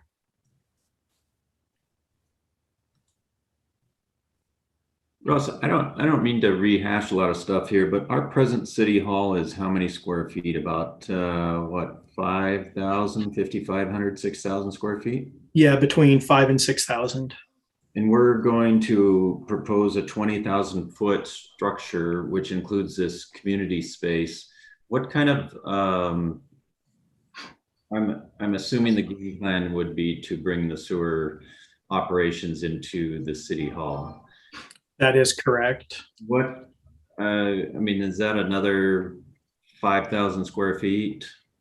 Yeah, it was somewhere around 5,000-6,000 square feet based on the needs assessment that goes into this space. So it projects current staffing growth, over the next 20 years, and then bringing in the sewer district into a combined office. So this footprint could be reduced, obviously. Other decision points for the council: you have your council chambers at the mill. And so this sort of anticipates that space would go away and just become absorbed into the mill for general public use. And you would have a new permanent council chambers here. If council is satisfied with the mill, that's a point, again, a size reduction, a few thousand square feet. If you would have a desire to have the sewer district, presuming assumption occurs, stay in their current location, that's another reduction in size. So there's still a lot of decision points on a final building size. Just for another point of clarification on staffing and needs of the staffing. How much, Eric, how much growth do you have for Public Works in your new facility there? Eight positions. So you have, you can grow 8 positions in that building. Yes, management positions, not crew members. We have, I mean, a lot more as far as maintenance workers for the space, but as far as offices, cubicles for, I think we're proposing an office assistant and another supervisor next year. And, we have this other stormwater position. So, yeah. So for those type of positions, quite a bit. And then for crew staff, at least 15 probably. So does the staffing requirements report or study that we did for the Chapel Hill facility include any of the Public Works? No, the portion that was that had, separated.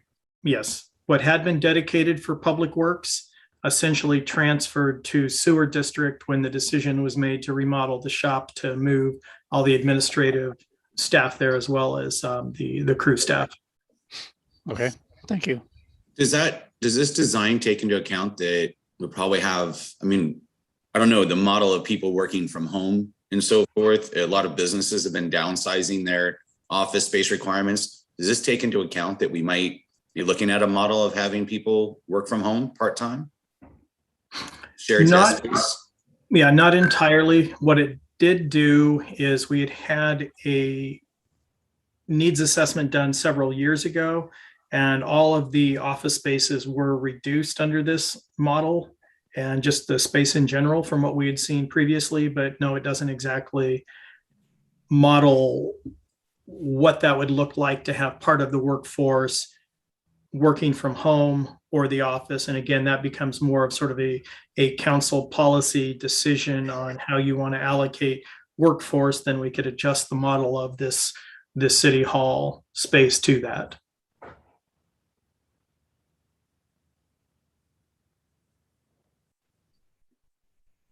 Thank you. Mhm.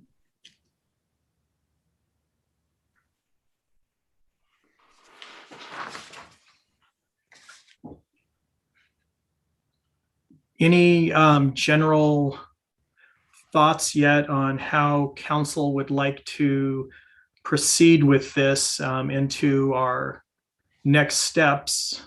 Or is this something you all want to reflect on and then come back at a workshop or a discussion item at a regular council meeting? Hey, Russ, if we initially went bigger with the city hall, would we be able to lease some of that space out, private office space, and then grow into it? Oh, absolutely. That would come with the design phase of that, yeah, we could absolutely create some lease space where it makes sense. Are the decisions that we make today, whether it's what design we go, or not design we go with, what type of funding plan we go with, and whether it's together or separate, are those then decisions that we take to a meeting with the library with the goal of coming up with a collaborative plan? And if that's the plan, what do we know about the library and the likelihood that they may say, we want to do this on our own? Okay, so yeah, again, I don't think any decisions will be made today. It would be nice to get some direction, but what we know about the library today, they're still supportive of this project, but they do have concerns about timing, how the funding all works. They've had a desire in the past to have a separate owned building that is part of their Snow Isle system, but I think they're still open to having lots of conversations with the city. So I don't think you're locking yourselves into anything, and we just want to be able to have a pretty clear discussion with Snow Isle as we move forward. Why is this Snow Isles so adamant about having a separate space from the city, having its own building? Why is that when they can't secure funding as it is? Why are they so worried about having their own space? I think it's just the model that they've operated from historically. You know, Go ahead. Go ahead, Mary. I just wanted to say, I think once the mayor sits down with Snow Isle, we're going to have a lot more clarity.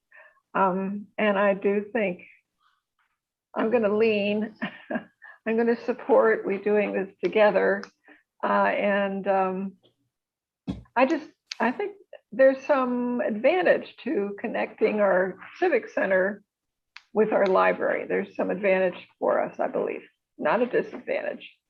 And when we had all of the people, the 44 pages of comments from people, we saw a lot of positive support for the library. And the Civic Center, I think, will do better if it's tied to that personally. And yes, we have a lot of learning to do, but I think it's still a lot of habit. Got to have a discussion with Snow Isle. That's the way I feel. Mayor, I apologize for jumping in. No, Councilmember Frederick has his hand up as well. Yeah. Yes, thank you, Russ. I just want to acknowledge that, that a lot of hard work has gone into this. And, I like the alternative plan that we've agreed on, and I like the idea of this shared model, but I'm really concerned about how does this get paid for? And it goes beyond this project itself. My concern is that we can only pay for what we can pay for as a city. And whether that is something we pay for through bonds or some other way, however we pay for that, there's only so much we can pay with a finite dollar, regardless. And I'm just wondering, in the balance of all of the projects that are there and the overall community good, when we talk about roads, sidewalks, improving our parks, what's the balance if we move forward with this project as it is right now, even at the reduced rate of $23 million compared to all of the other projects? We know how widely used our parks are. We know the demand for improvement in our roads. I'm concerned about how serious is the situation with the 36th Street Bridge and the need to make repairs there. And I think all of those things kind of need to be weighed with our finite resources and make sure that we prioritize things appropriately so that it benefits the most people in the city on the front end. And if we can hold on discussion on that point at the closeout of your retreat today, Barb and I are going to circle back with this big topic because we know we're laying a lot of really heavy financial decision making on you, but we've sort of talked through that we want to have a more dedicated discussion to all of the needs and financing capacity. But that's definitely something, at least at the staff level, and I know the mayor and city administrator recognize that there's a limited pool of funds, and how do we continue to prioritize. I saw Councilmember Jorstad and Councilmember Daughtry. Thank you, Russ. I thanks, Sean, for taking all of the sort of questions and thoughts that were swirling around in my head and speaking about them so articulately. I have the same sort of concern, and also I find myself, I think just to address Marcus's issue about the library or bond not passing 2 different times. I think we're a little bit of a different community now too than we were then. We've diversified quite a bit, and there's been a lot of really positive community outreach and conversation around the library. In that, I think we're more likely to see a library funded than a civic center. Honestly, I think, constituents are going to wonder, why do we need a new city hall? The one we have is it works and it's not sinking into the ground. And so I guess I just want to, I appreciate, Russ, that we're going to have that conversation towards the end, because I also find myself trying to justify the price tag for a civic center. I feel like I can justify the price tag for a library. And I think our citizens have spoken to that more so than the civic center. So looking forward to that conversation. Thanks. Councilmember Daughtry. Well, I appreciate Angie's comments there, but I want to bring it back to the plan was always to have a civic center, and the downtown park plan does not include keeping our city hall there. I mean, obviously plans can change, but it's always been a plan that there's going to be more park there after we take city hall out, even if it just became parking, which downtown is really needed. So I still agree that a civic center, and plus we're going to be growing, and no matter what we do, growing staff, and no matter what we do, we're going to grow out of that facility, even though we've alleviated some of the pressure on that now by moving public works managers over to the public works shop. The thing that I really wanted to talk about, though, is we still have a lot of outstanding questions with the library, and making some kind of a decision here or path forward without having those answers seems a little bit premature to me. And without getting the sit down with the library and answering their questions and our questions about how all this is going to be done, we need to get that before I think the council can actually make a good decision on which way we need to go and what we're willing to support. So I'm really looking forward to getting with the library and finding out, answering their questions that they sent to us in a letter yesterday, and the questions that we have on how it's all going to work. So, and I'm also looking forward to the end of today when we start talking about, okay, what is our rank order, our priorities through what we have, the limited money that we have, and what are we really going to try to pull off. So I'm looking forward to that conversation. I just want to put in there that I'm not against having a library, but I think the community has grown, but I think the community is also, from what I hear and what people are saying, is that financially they're feeling a little tapped out, and that last couple of votes definitely showed that. I just want to make sure we make a wise step. And sometimes I think what Kim just said, let's talk to the library. I just don't know why the two structures have to be separate, when maybe we could figure out a good way for them both to be together and save money. So that would be my thing. Is I'm not against a library. I'm not against a library that's a little more technology focused. But at the same time, I think being good stewards of the money that we have might mean combining forces with the library and doing something that they don't necessarily like, but maybe something we don't want either, but together, having a building together in the same spot would be good. So that's where I'm at with it. I guess I would offer, and I appreciate Councilmember Frederick's comments, as Councilmember Jorstad's indicated. You put everything together there, Sean. So I'm just kind of stepping back and looking at it. It seems like we've got two different tacks going on here. We've got a library situation that wants to move forward, I would say immediately, and their sole mission is to provide a library. Whereas we have a city that has a mission of providing parks, streets, storm drainage, potentially sewer. And so to balance all those things, I don't know as though we can come to a decision as fast as what the library board would like to see. And so I appreciate your comments, Marcus, about, joining together, have some cost savings potentially, but as far as a timeline, like I say, I think the library wants to get sooner rather than later. And I think we're probably later rather than sooner. So how do you marry those two together? And so again, looking forward to the conversation a little bit later as to how we balance all this stuff. But a question I would throw out there, we do have a couple of entities, developers in our community that do participate in the P3 process. I know in the past, there's been some discussion about interest in this project.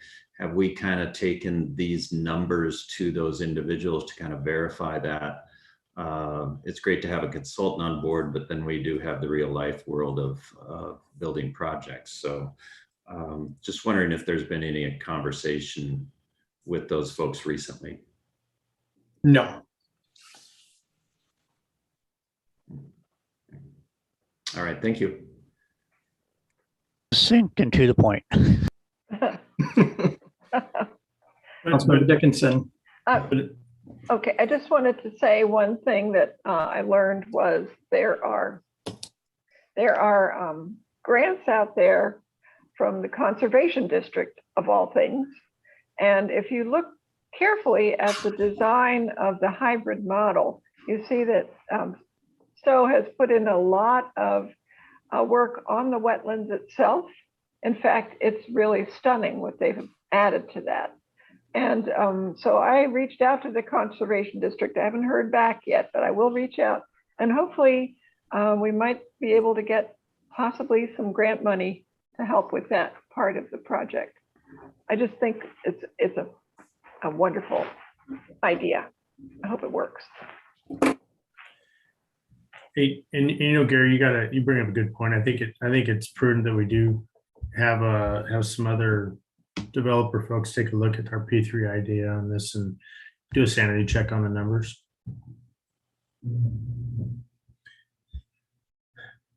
All right, we've got some good discussion on this, got some good ideas. I'm thankful to the council that we're continuing the discussion on this. It's a good project. I think one that's needed. There's some other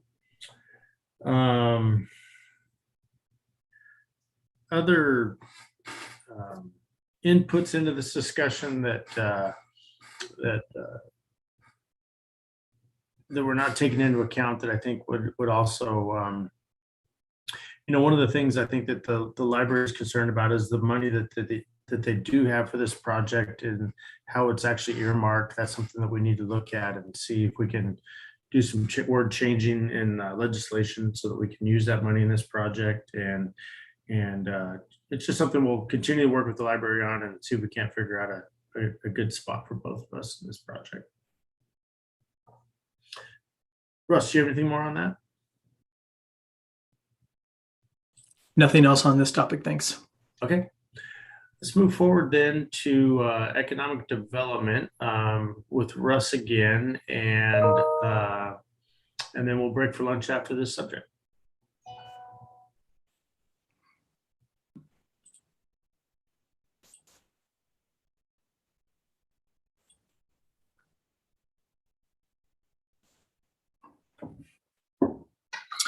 Okay, so this is always a topic we have at our retreats.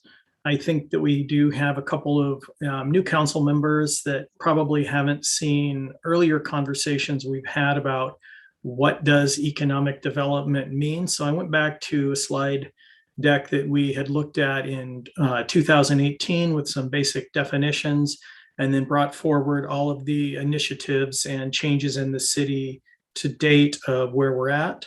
So again, feel free to stop me throughout the presentation if you have questions or want points of clarification, and also, looking to the city administrator or the mayor to add any comments as we move through this slide deck as well.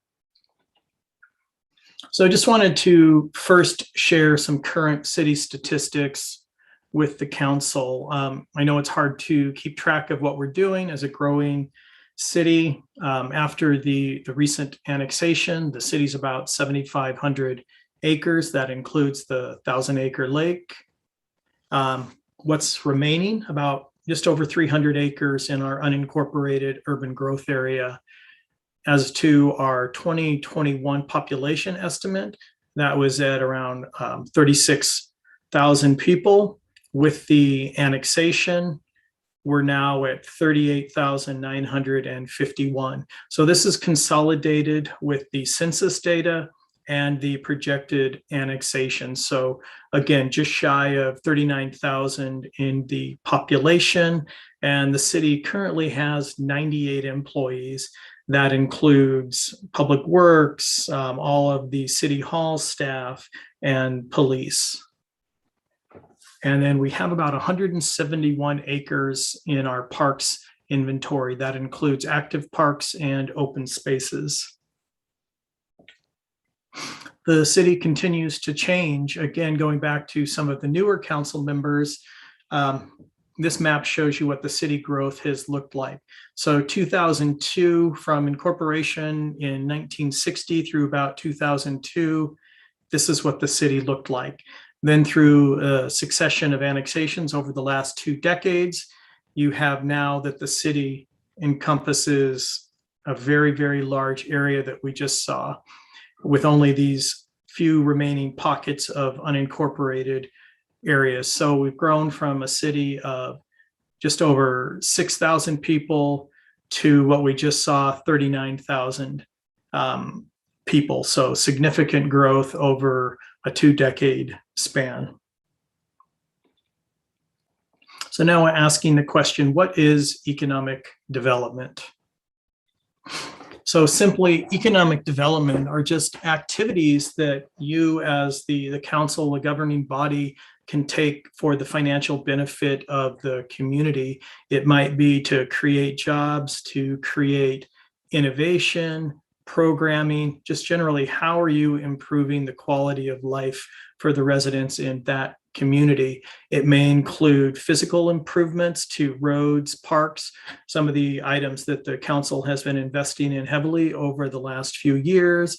It might be incentives for businesses, which we've tried to do through streamlining some of our permitting, providing tax incentives where we can for different types of construction.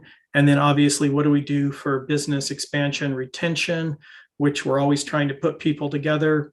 And as we've seen over this last year, when the council had the, privilege and obligation to distribute the CARES funding, you were able to keep a lot of businesses growing through your direct grants and providing those grants also to nonprofits. And we'll be looking again with the ARPA funds to reinvest in infrastructure as allowed by that grant source.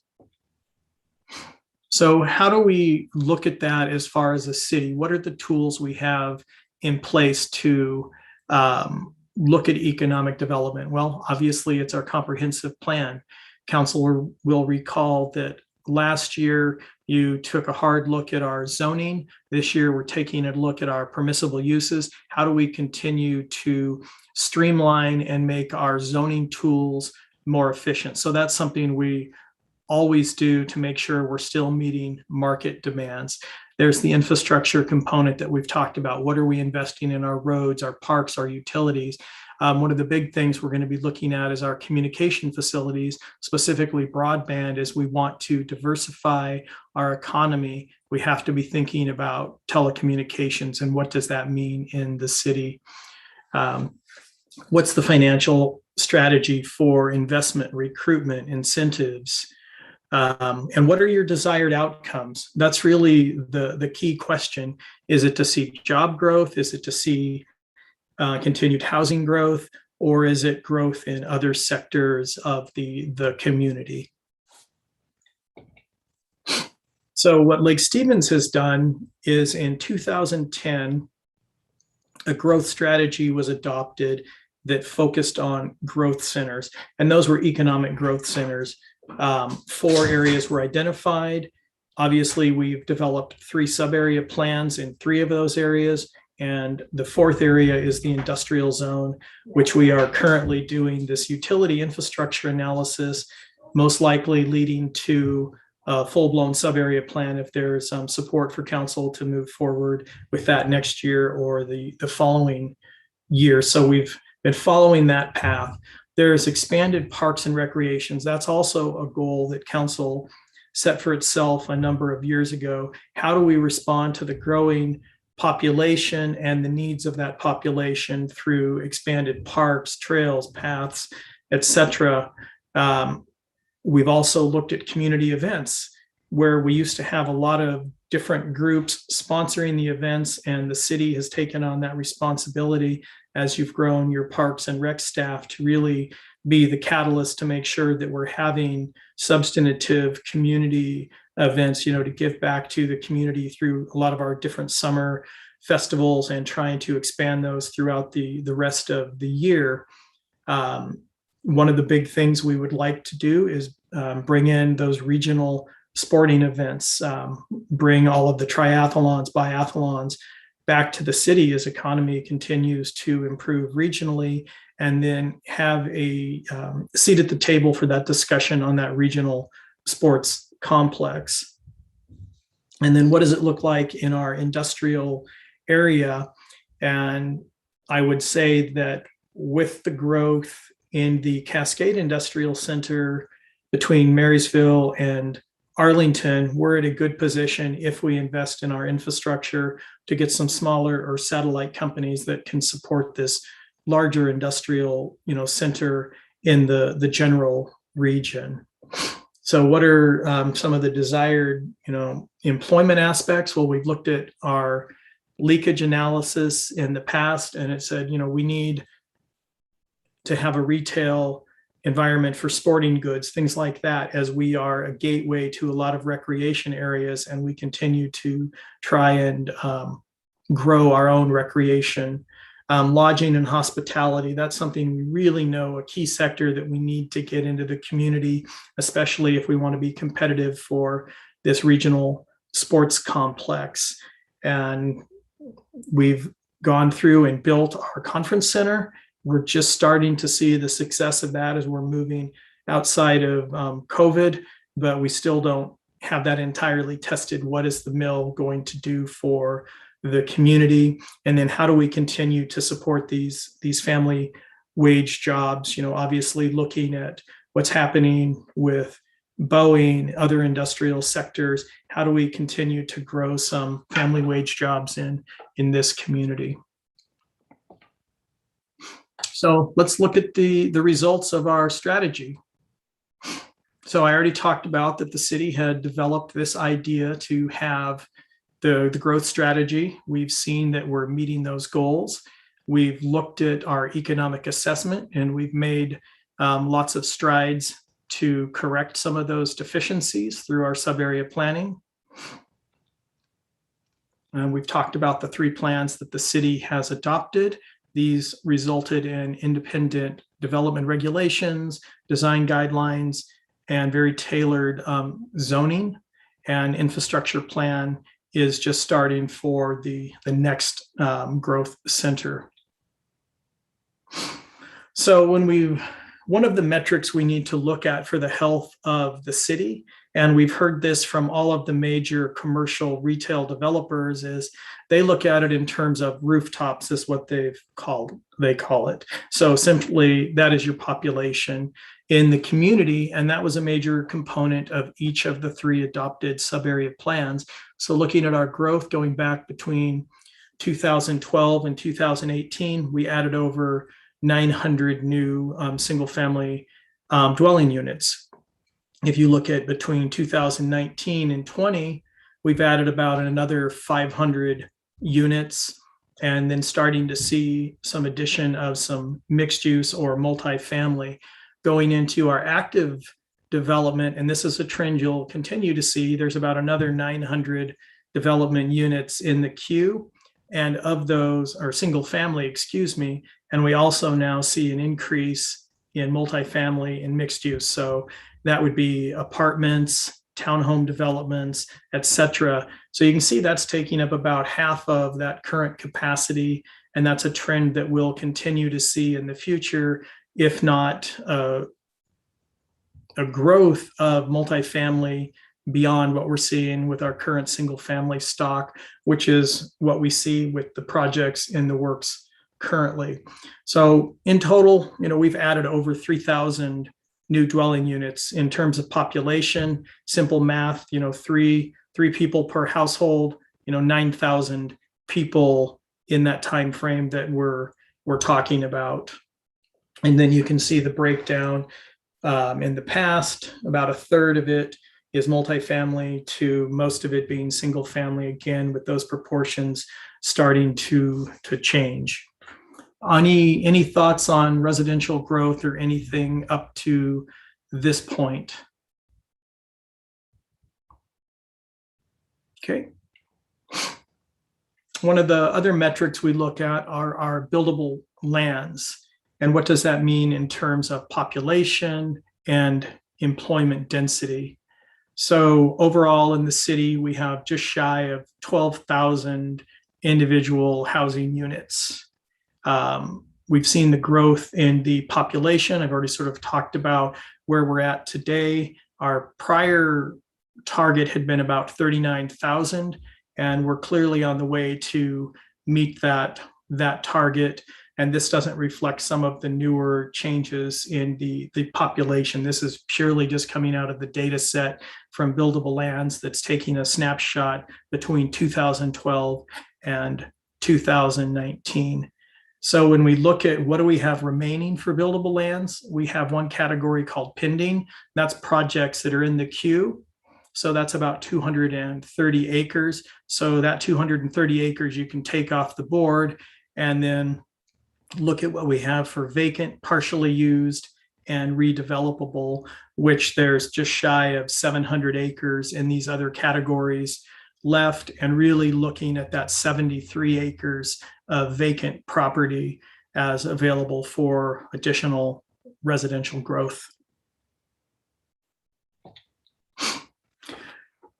This chart shows you where we're at in comparisons to some other communities.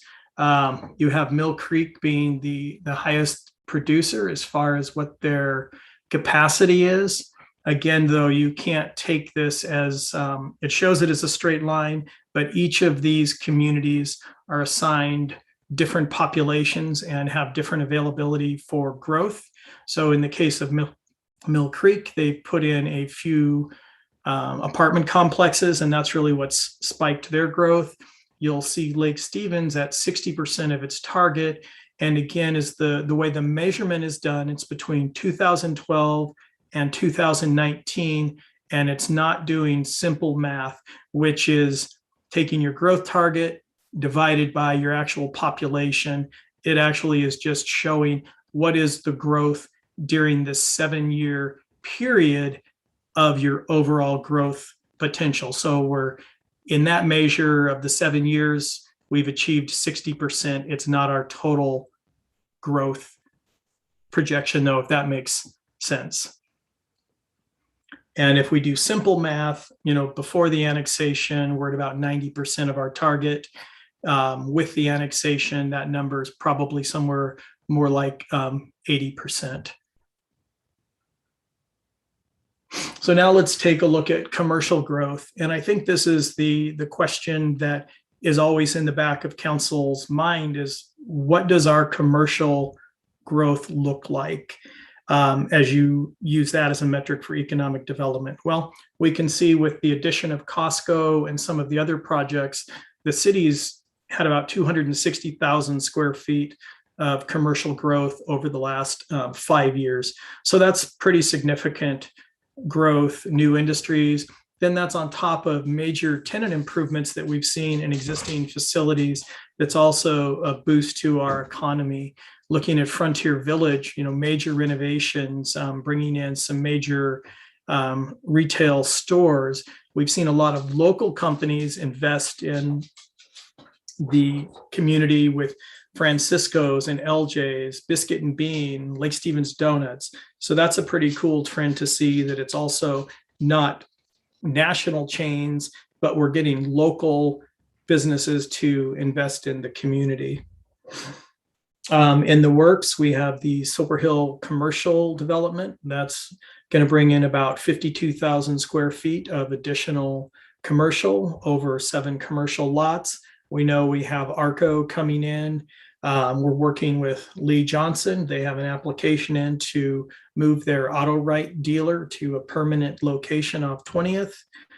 We also have some smaller professional office that are starting to locate off of 20th. And then we have 2 mixed use buildings that are being proposed in the downtown area, including the one on the surplus lot that the city is still negotiating with a private developer.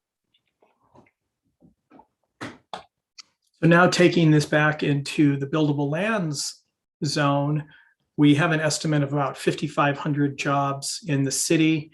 We know that our projection is about 6,200 jobs, and we see that there's a shortfall at the end of the day, about 105 jobs. That's not statistically significant, so it doesn't put us into any type of a negative situation.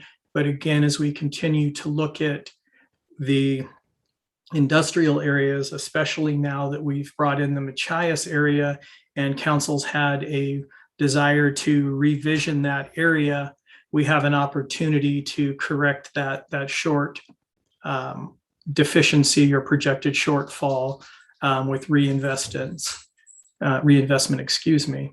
So looking at the acreage, and I know this is something that Councilmember Peter Shagan and I have definitely talked about in the past, and I know it's on council's mind as you look at 20th Street. What is our remaining vacant commercial land? Well, we have about 41 acres of commercial lands. And in this case, I would say we really need to look at this partially used and definitely the redevelopable categories as areas we need to target. About 187 acres, especially as we look at the industrial areas and older areas of the city that we need to really continue to promote job production over low intensity uses like storage units and maybe some of the marijuana growing facilities as we've talked about. So if we want to boost those job numbers, we have to really continue to emphasize employment, more significantly employment-based land uses.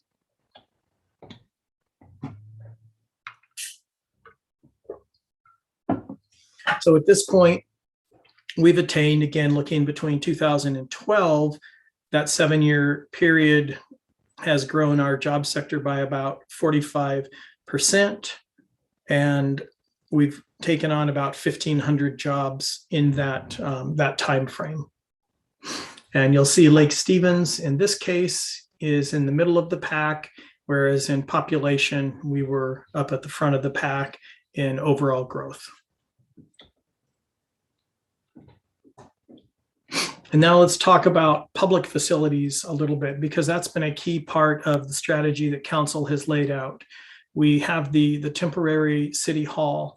We have the permanent police station. Now we have the public workshop, and we've obviously created the mill, which was a key component of that downtown plan to have that community conference space for the community. We've also seen other public entities reinvesting in the community, the high school modernization, a new elementary school, new early learning center, and each of the schools has gone through a succession of tenant improvements over the last decade, if not 5 years. We're seeing the renovation of the old police station now to have the library be in a more effective space. The fire district has several capital plans throughout the city. Obviously, we've seen the sewer district do a remodel. The food bank project has been approved and continuing to do fundraising. And we've seen the expansion of the Boys and Girls Club. So all of these things are other good indicators of a healthy economy, that not only are we seeing private investment, we're seeing public investment across the board in this community. So now let's talk about some ongoing projects, unless there are any questions from council or any commentary from the city administrator or mayor up to this point.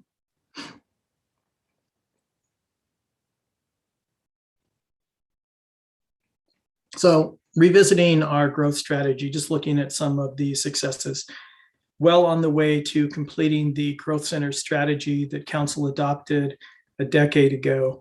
Obviously, these things don't happen overnight, but there has been deliberate action to implement all of these tasks. And we have the scoping underway for the infrastructure analysis. Once both myself and Eric bring on a couple of new key staff members, we can turn that project over and get it into a full-blown project moving forward. We have the market analysis underway with Urban 3, looking at the taxation and tax value of specific areas. That'll be a great model to tell us where we need to reinvest. So just in general, growth is occurring as we've laid it out in our various plans. Our annexations are taking place, which was another goal council had set for the staff. The retail leakage is diminishing. City's revenue has been diversified from just solely being reliant on property taxes to lots of new commercial entities in the community. The council laid out a beautification plan, and that's being implemented. Community investment, we've talked about some of these things. There has been significant investment back into the city's parks and other infrastructure. The city administered its CARES grant to help numerous businesses and nonprofits, and we are seeing a return on our investment. I had asked Jill and Don to give me some information on what are we seeing with the return on the mill to date? What are we seeing with our parking fees that we've established for the boat launches? What are we seeing in shelter rentals and the concessions? So in this year to date, we've seen about $136,000 in revenue coming back into the coffers. Those dollars go into the general fund, but it does help subsidize some of the work that council has set forward. So it's a fraction of the cost, obviously, but we are seeing a return on that investment. And we're hoping that as the city and the rest of the nation returns to normalcy, at least in terms of the mill, those dollars will continue to grow and partially support, what we're doing.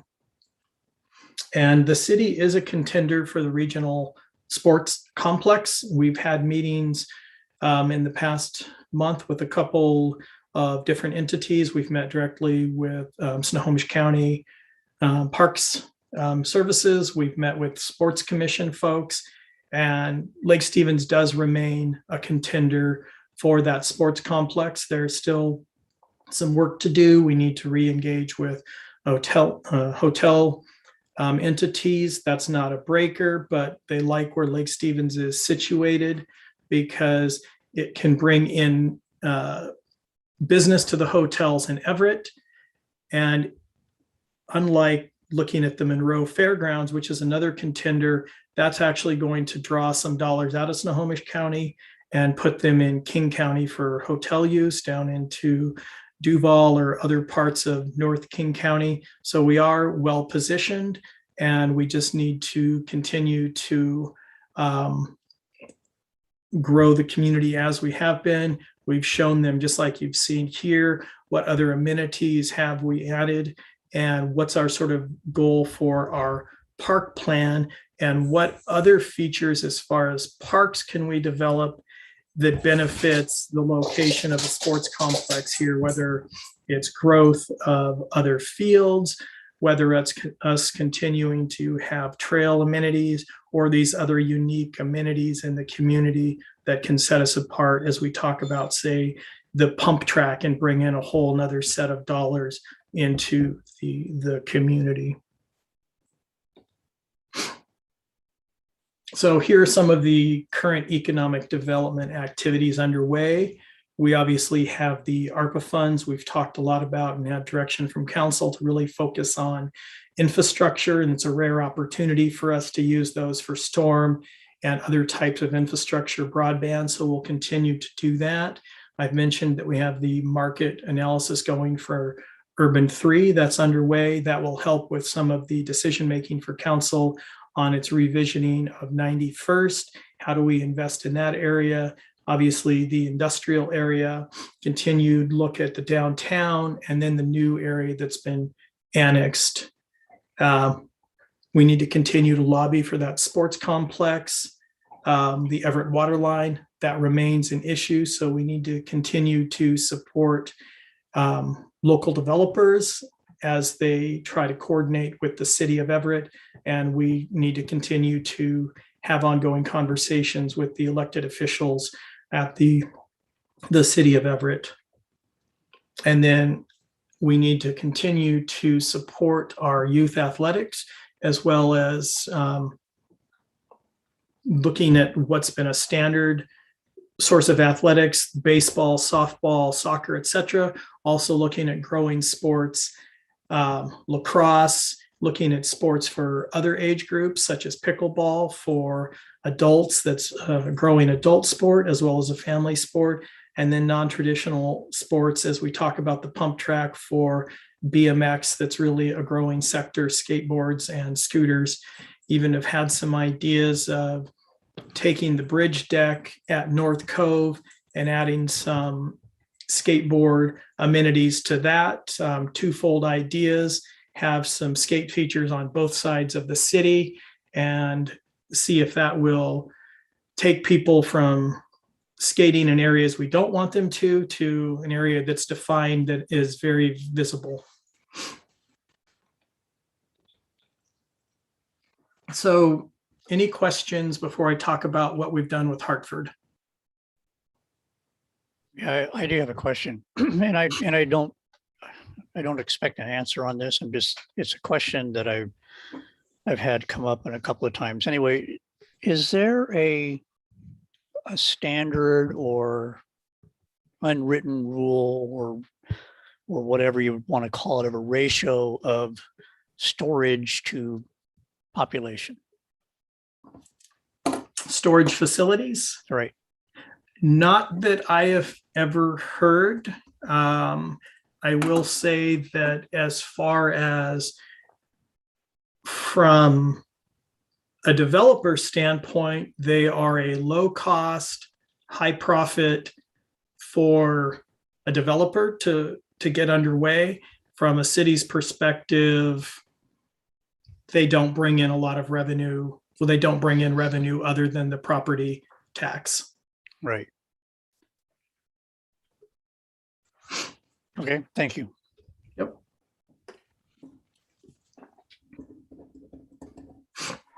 So with the Hartford project, we've had a couple of meetings with the sewer district, and we just had a recent meeting with our stormwater staff, PUD water, and the sewer district to look at the capacity of each agency.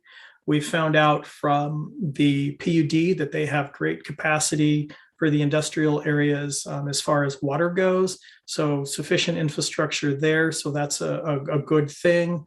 We do know that there are major sewer upgrades that are needed. The sewer district is in the middle of working on their capital facilities plan, and they did provide a concept to the city that showed where they think one alignment could be. And I think that's a point that the city wants to continue to have some conversation with the sewer district on that alignment. I think we may have a slightly different thought on where it's most appropriate.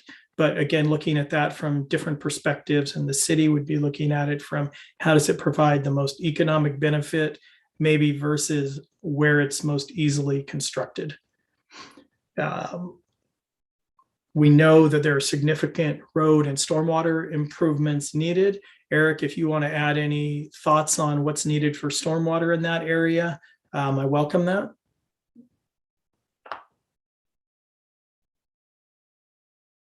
Not much to add, Russ. Other than a real challenge is going to be providing stormwater for any major growth out there. Soil types are not really good for infiltration. We've looked at just some options of being able to help out and do some regional stormwater, possibly looking at some in-road type of storage. Kind of soon to tell. We just know that it doesn't infiltrate really well, which is a little bit of a challenge, but there's always workarounds. So we just need to get further into it. Yep. And the next step then is to look at broadband. And I've asked our IT director to start doing some outreach to Comcast and Wave and different providers that we can get them all in a room and start at least understanding. It's a little harder to work with those groups because a lot of that is proprietary and they really want to keep their infrastructure that way, but we'll continue that outreach.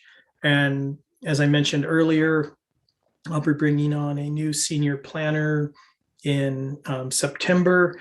Eric has his city engineer scheduled to come on board. Once both of those staff are on board, we'll turn this project over to them to run with and move to the next steps where we actually get engineering analysis, priority, and sort of ranking of projects. And then we can evaluate what those look like in terms of ARPA funds for low-hanging fruit to actually implement, and which of those we can build out over a time frame. Any questions on what we're doing with the Hartford and Machias area? Okay. So this is the point where looking for a little bit of discussion from the council. Here are some of the next steps, obviously. Where does council want to go with the annexations of these remaining residential areas in the north part of the city and the one commercial industrial area?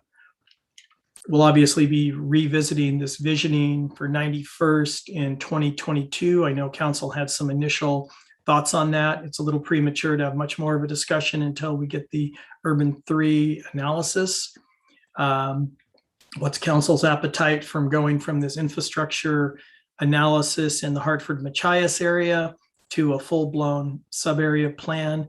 And obviously that brings a price tag with it that we would talk about as part of the 22 budget. Should we continue to have our work with Snohomish County on this regional sports facility? Is re-engaging with hoteliers a priority? What type of new community events, does council want us to continue to move forward? What types of communication do you potentially want to see with major developers?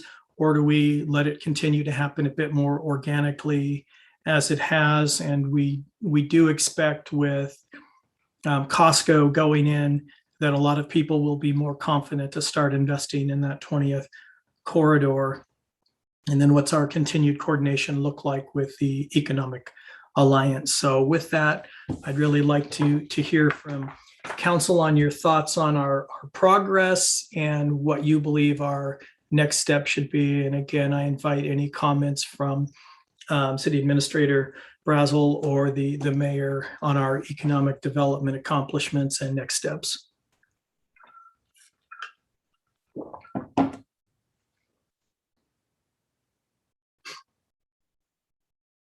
All right, I'm going to pat myself on the back then, and we can move on. I'll throw in some stuff here. Russ, I thought that was just a great presentation, showing where we've been, where we're going, what we've got going in the hopper. I think it really shows some good numbers and that the city is getting set up for success. I would like to throw the plug in for, and I know we're going to talk about it after lunch. And I know you all do the same thing, as I meet new families and new people who've moved into our community over and over again. It's a family of 3-4 little kids that are running from 3 years old to 12 years old. And what that tells me is that they need parks. They need the ability to not only have open space, but they need the ability for recreational parks. And because those kids are going to grow up to do soccer, they're going to grow up to do baseball, they're going to grow up to do football and lacrosse. And I think that as part of economic development, really looking hard at this park benefit district that we're going to talk about after lunch, it completely is within the economic development spectrum. It creates that Lake Stevens as a recreational jewel. It also helps out with the idea of bringing in that Snohomish County sports facility. We've taking action now in those areas is really going to expand our economic development as a sports tourism location.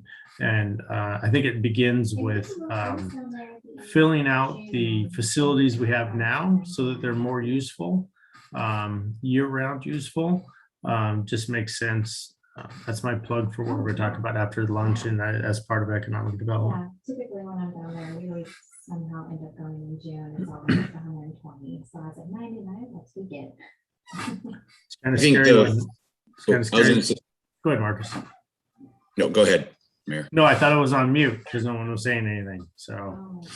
I was gonna say, I think 20th Street, working through that, I know we've tried really hard, the city of Everett. Hopefully we can just have a bigger push with that water line.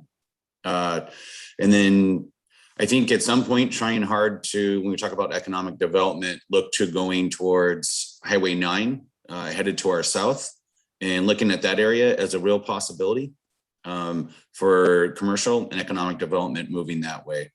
Hopefully, once we kind of see what the county's thought is on us going to the south, which has been very low, but once our buildable lands report comes out and we can get that a little bit more accurate, that might show them there are real needs out there.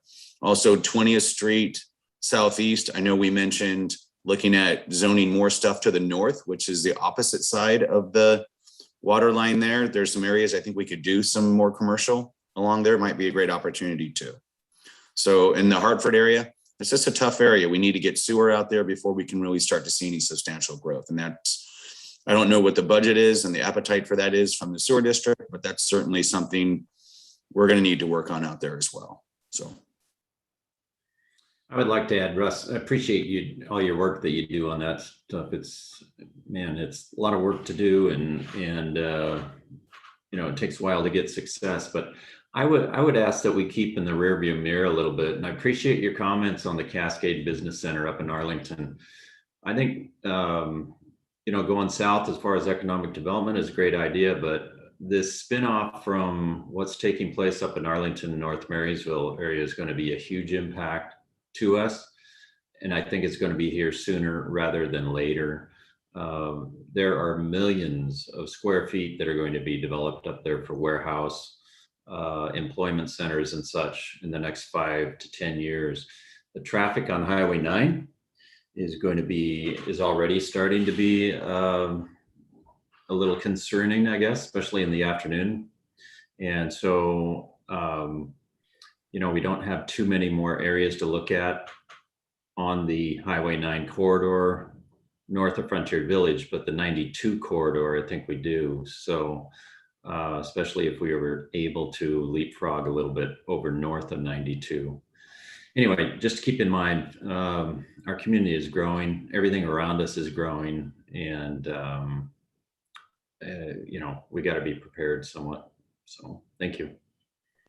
Yeah, you kind of took the words out of my mouth. Thank you, Councilman Peter Sagan. And Russ, thank you so much for the presentation. I as one of the newer council members still, I feel like I continue to just learn more about sort of the history and the factors that go into play for why we are where we are and what we're planning for. So thank you so much for your slides and your presentation. I would agree with the Highway 9 corridor. I think that I think we have no sense of the growth that's going to occur as the Cascade Center gets developed. I think that is just going to really change the landscape of Lake Stevens, of Arlington, of that entire corridor. And so I do think it makes really good sense to capitalize on the increased commuters that will be using Highway 9 in lieu of I-5.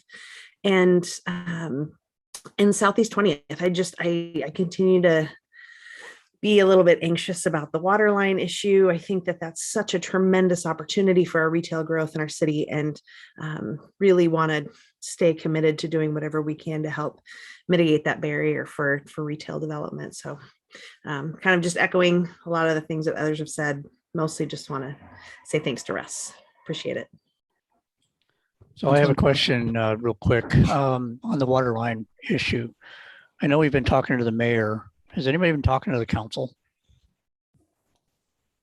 Great question.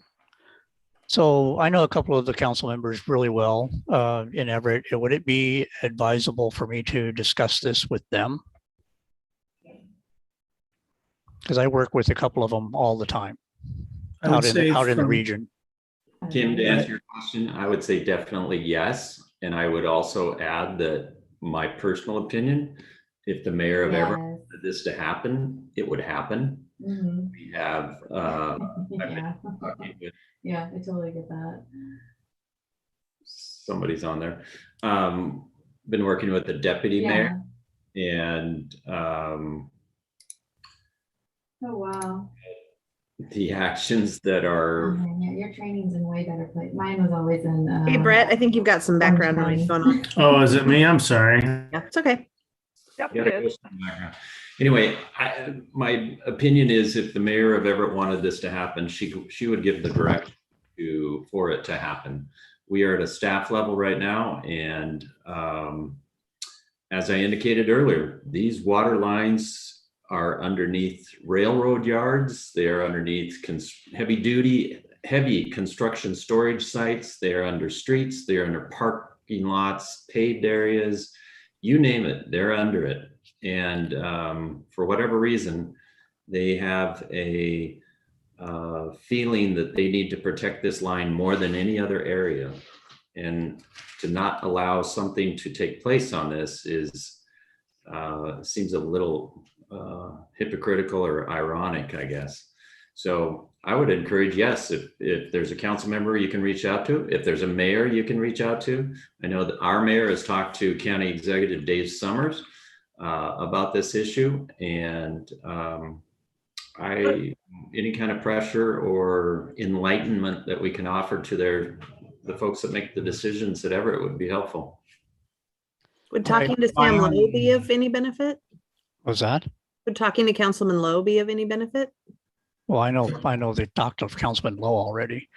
Yeah, he's very aware of it. Yeah. Okay. So what I think is the council and my discussions with the council members in question, and they're not really aware of it. So I'm going to go ahead and make them aware of it. I think we just need to raise a lot of awareness about this. Yeah. I volunteer to do the same because I have some friends in that council also. My only suggestion is you do it in a coordinated way with whether it's the mayor or Gene as your point person in terms of your talking points. So we're all talking the same. Would it make sense to, oh, I'm sorry, I didn't mean to interrupt. Would it make sense to have just like a bulleted list of talking points that we could all, that we could use? We have that, so I can distribute that to the council and the mayor again. And yeah, that's a good idea. Yeah, and then maybe if you have a conversation, kind of give the mayor a little report so that we all kind of keep it together. And we're doing this in a knowledgeable, unified way. I think that just and you know, one thing I appreciate that, Greg. One thing to think about is I think that sometimes the city of Everett thinks that we just want to asphalt the entire water line, and that's not the case. It's just a couple of sections of 100 feet, where it's doable, because the whole thing isn't even, you couldn't even do the whole thing because of wetlands or whatever problems, right? So when we're talking about this, we're only talking about a couple of sections that could actually be usable and provide a parking lot for a facility. Okay, yeah.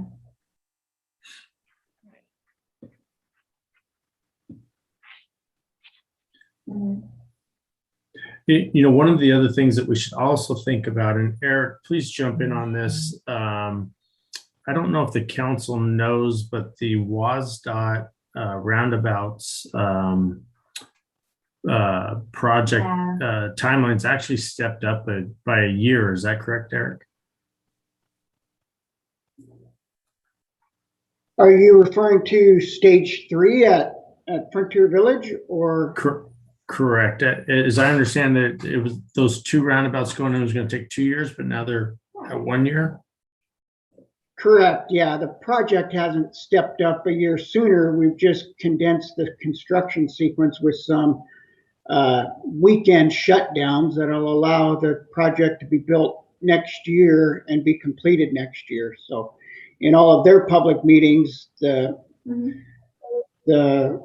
I guess response they got from most of the people they talked to, that they'd rather just rip the Band-Aid off and have some full weekend closures versus night work and trying to keep it open and pushing it into 2 years. So That was the general consensus. Let's rip the Band-Aid off and do it so we can build it in a single construction season. And that's scheduled to go out to bid and happen next year. So.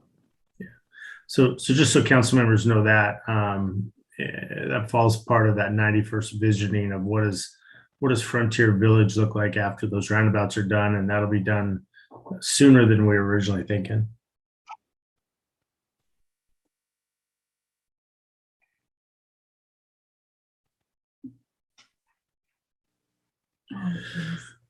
All right, Yeah. Russ, do you have anything further on economic development?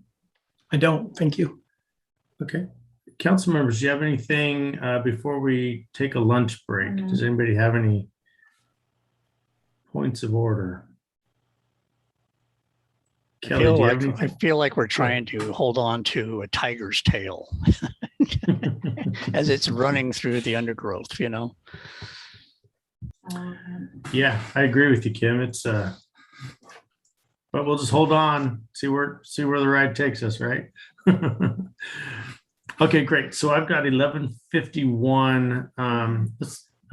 I think are we ahead of schedule, Kelly? I think so. Yeah, I think we are. Why don't we call it 12:30 to come back? Does that work for everybody? 12:30? And that way we can keep pushing along and enjoy our weekend as we get closer. So Just a quick 12:30. question, Mayor, Yeah, real quick Kelly. question. Troy, should we end this Zoom session or just keep it up and have everybody just shut their video down?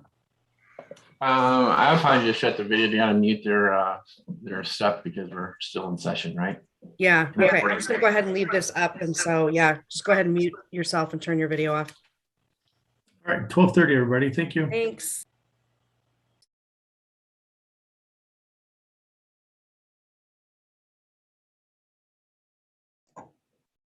Hey, Troy, are you still on?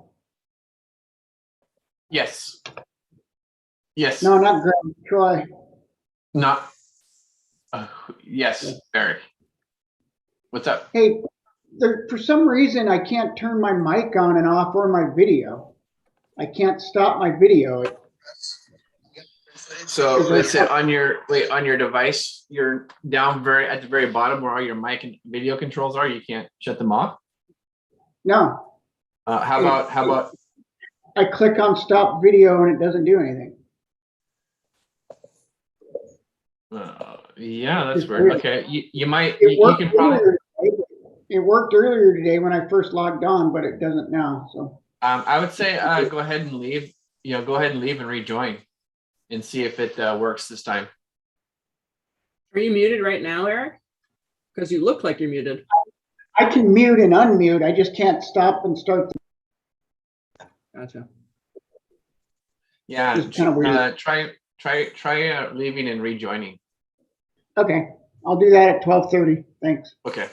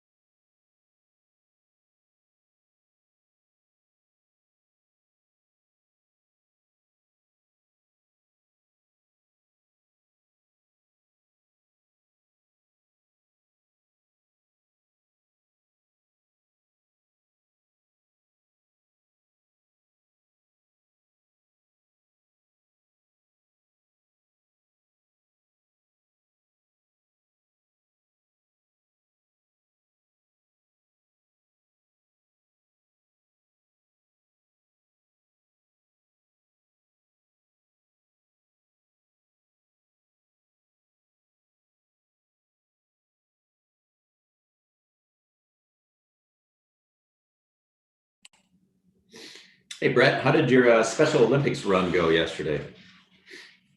First place? Walk or run? Weston and I took the stroller category, owned it, took first place. Second, third, and fourth, right? Yep, we took all the medals in it. Yeah, good for you. It was good. There was probably what, 10 people. It was good. Good. The real question is, did Gene do it? He was thinking about it. I didn't do it. No. Sorry, team. Let you down.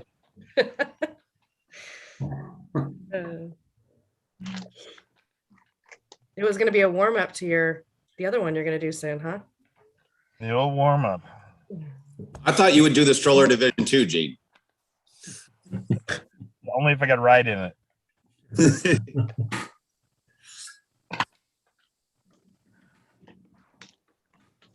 They need a high heel category.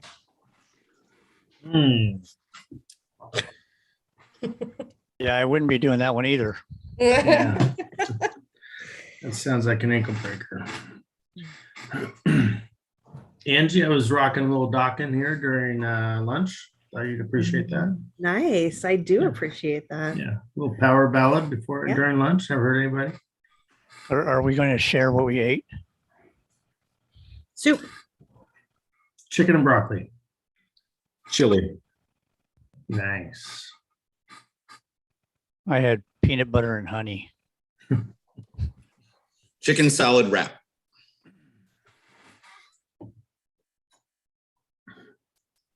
Pretty fancy, Marcus.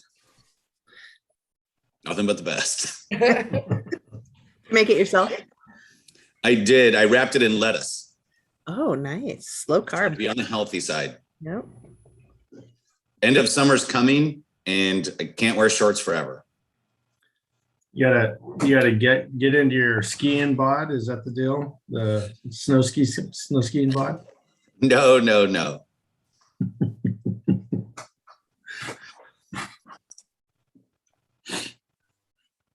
All right, so let's get started again here after lunch. Is Russ back? I'm here. All right, great. Didn't see you. All right, perfect. So let's first of all, let me open the floor if anybody came up with any questions or anything during lunch on anything that's been presented so far. I got nothing. Yeah, I just turned the fire hose nozzle down just a little bit. It's always good stuff. All right, Russ, go ahead and kick us off on parks.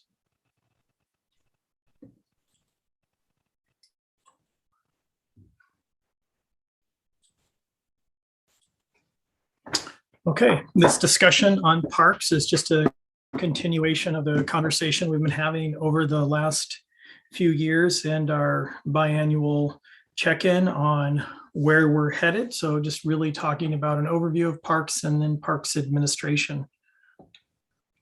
So I don't think I've shared this with the council in the past, but this is the current vision for parks that's in our comprehensive plan. And it states the city of Lake Stevens will create diverse recreational opportunities for all ages to enjoy parks, trails, and activities and local events throughout the community and with expanded access to Lake Stevens, being the lake. The Parks Board is going through a process right now to reevaluate this vision statement and see if it still holds true. But to date, this is still a nice, succinct vision that really talks to providing diverse recreational services across all demographics in the community. So just a quick overview of our park system. Obviously, the keystone is our 1,000-acre lake. We talked about earlier that we have over 170 acres of park lands, and including 10 acres of special use parks, 5 acres of mini parks, 122 acres of open space. And then we also have 7 miles of the Centennial Trail, either through or around the city. And the map here was put together just before the annexation was complete, so it doesn't show the new city boundaries. And as we talk about different park types, just so you know what we're talking about, we designate 3 different park types in the community based on size. And then we have a level of service based on those community park types or those different park types. So we have community parks, which are our largest parks, typically over 10 acres. We have neighborhood parks that are those mid-range parks. And then we have our mini parks, which are usually the neighborhood playgrounds or little tot lots in your neighborhoods. So just like we did with economic development, I just wanted to quickly run through some of the accomplishments in parks that we've seen over the last few years to sort of set the tone for where we're headed. So we've really grown our participation in a variety of events. Obviously, Winterfest, the city's sort of taken that over as the lead. The Harvest Fest, which we do around Halloween of every year, the different events we hold in the summer, music, Shakespeare, movies. We've purchased some equipment to start hosting our own movies at some point. And then obviously the growth of the community garden. We set a goal to start having some concessions in the city. We've obviously had 2 years of a successful farmers market. We're going on, I believe, year 5 of our paddleboard concession. And then we've had Skyhawks youth sport camps for 2 years in the city and continued coordination with Little League and junior athletics on their needs, leading to practice field use down on 20th Street ball fields, and obviously Bonneville field long-term arrangement that had been in place with the county. And then we've continued to expand our volunteer coordination efforts through the Parks Division. And they've done everything from cleanup, weeding to some light construction projects. So a good resource as we continue to move forward and get some great community buy-in then through volunteerism. Just as we look at planning and outreach, we continue to do outreach, and this is just a super quick snapshot. Major updates to the park plan in 2013. That was really the major overhaul to bring it into a modern park plan and set modern levels of service and capital priorities, capital planning, as well as goals and visions. And then there was an update to that in 2019. In both of those efforts, they had large citywide polls and surveys that went out to really get at what are the preferred recreation amenities in the community. Between that 6 years and into the current, we still know walking and trails use, hiking remains some of the preferred alternatives for recreation in the community. And we've been able to facilitate a lot of those and have that as a key focus in all of our parks. We also know that just basic family recreation events, picnicking, casual use of parks, that's been maintained. Playgrounds, we've done a good job with that. And then what we keep looking towards is expanding sports fields and more active uses. And we've talked about a couple of those things today. One of the goals we had set out is to develop a trails master plan. The city went through that public process, has adopted a trails master plan. Obviously, we've seen the Lake Stevens multi-use path as a component of that, and we're working towards the first leg of that west side trail with the 20th Street ball field redesign and the trail corridor. And we've had public outreach on that project this last year. Now we can turn to park development. So we've talked a lot about, our park dollars, our mitigation dollars. So this is what we've done over the last several years. We did a complete renovation of Lundin Park, new playground equipment, new great lawn, new walking paths, up to this year resealing the parking lot. So again, continuing to invest in the resources we have. Eagle Ridge Park, that park has come into the city, I want to say between 2008 and 2010, the various pieces of it. To date, we've located the senior center there. We've done the community garden. We've put in the stormwater feature and the first parking lot, and looking next year to complete some of the additional phases with the grant funding and some local match. We took 20th Street ball fields, which had been a county drainage property that was never used for the expansion. We turned that area into practice fields back to its historic use before the county had taken it over. And obviously this year we're master planning that to add a playground, small playground, refine those practice fields, add a dog park and that big trail corridor. Cavallero Park, that had been a three-way engagement between the county and the state and the city. It's a county-owned park, but again, through that partnership, we were able to develop the Cavallero Skate Park. And then North Cove Park, you're all very familiar with what we've done with that over the last several years, as well as Frontier Heights Park. One thing I do want to draw attention to is we've been able to leverage 6 new parks, and that list should actually say 7 new parks. And these are through donations primarily. Frontier Heights Park donated from an HOA. Oak Hill Park, which was a developer contribution with that Norse development. Davies Beach, which was a transfer from the county, a longstanding request from the city to take that into our inventory. Bonneville Field came with an annexation, Sunset Park coming in with an annexation. Cedarwood Clubhouse, which was the most recent transfer from the HOA. And why I say a 7th park should have been included, the 20th Street ball fields was also a transfer to the city in the last 10 years through annexation. And we repurposed it from more of an infrastructure to a recreation amenity. So just a snapshot of what these projects that I just talked about briefly look like. Again, total restoration of Lundin Park, acquisition of Oak Hill that's added a basketball court, a great lawn, a playground, and just a general open space for that large community in the north part of the city. The gardens out at Eagle Ridge has been very successful through volunteer development and just a great urban garden for some of our smaller lot housing to go to in the middle of this 20th Street project.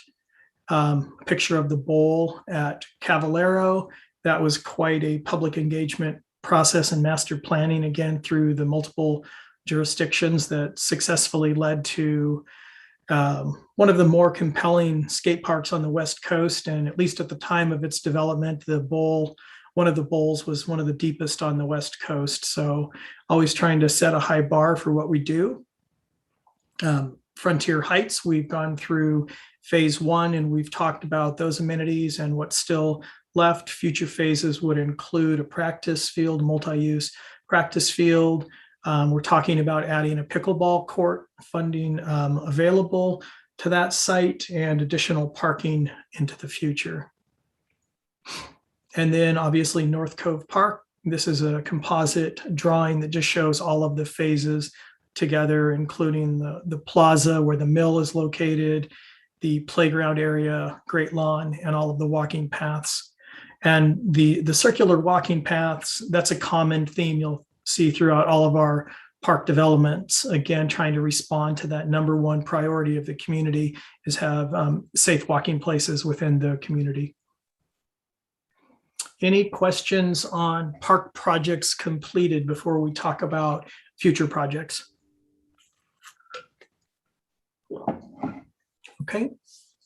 So what's in the works for parks? Obviously, we've talked about the ball fields, which is under design. That would be the next major construction project to start. Rehabilitation of that Cedarwood Recreation Center. It brings a lot of possibilities to the community for us to be able to host classes and have just that dedicated community space, whether it's for arts, children's programming, you name it, cheer camp, that we haven't had that covered indoor space. So it's pretty important that we were able to get that facility, and we'll go in and do the restoration. And then Eagle Ridge, we've talked about that we have the grant funding available, which will require a match. So that becomes part of council's decision-making on which park you want to prioritize going into 22 and 23 with the dollars that will be available. Centennial Woods, we've identified as a place we'd like to partner to put a pump track, a climbing wall, and again, have more of an outdoor extreme sports oriented park. Sunset Beach, we've talked about that already today, that needs some restoration, some safety features, expansion of the beach area, and in the long run, a replacement of the dock that's out there to make that more safe and serviceable.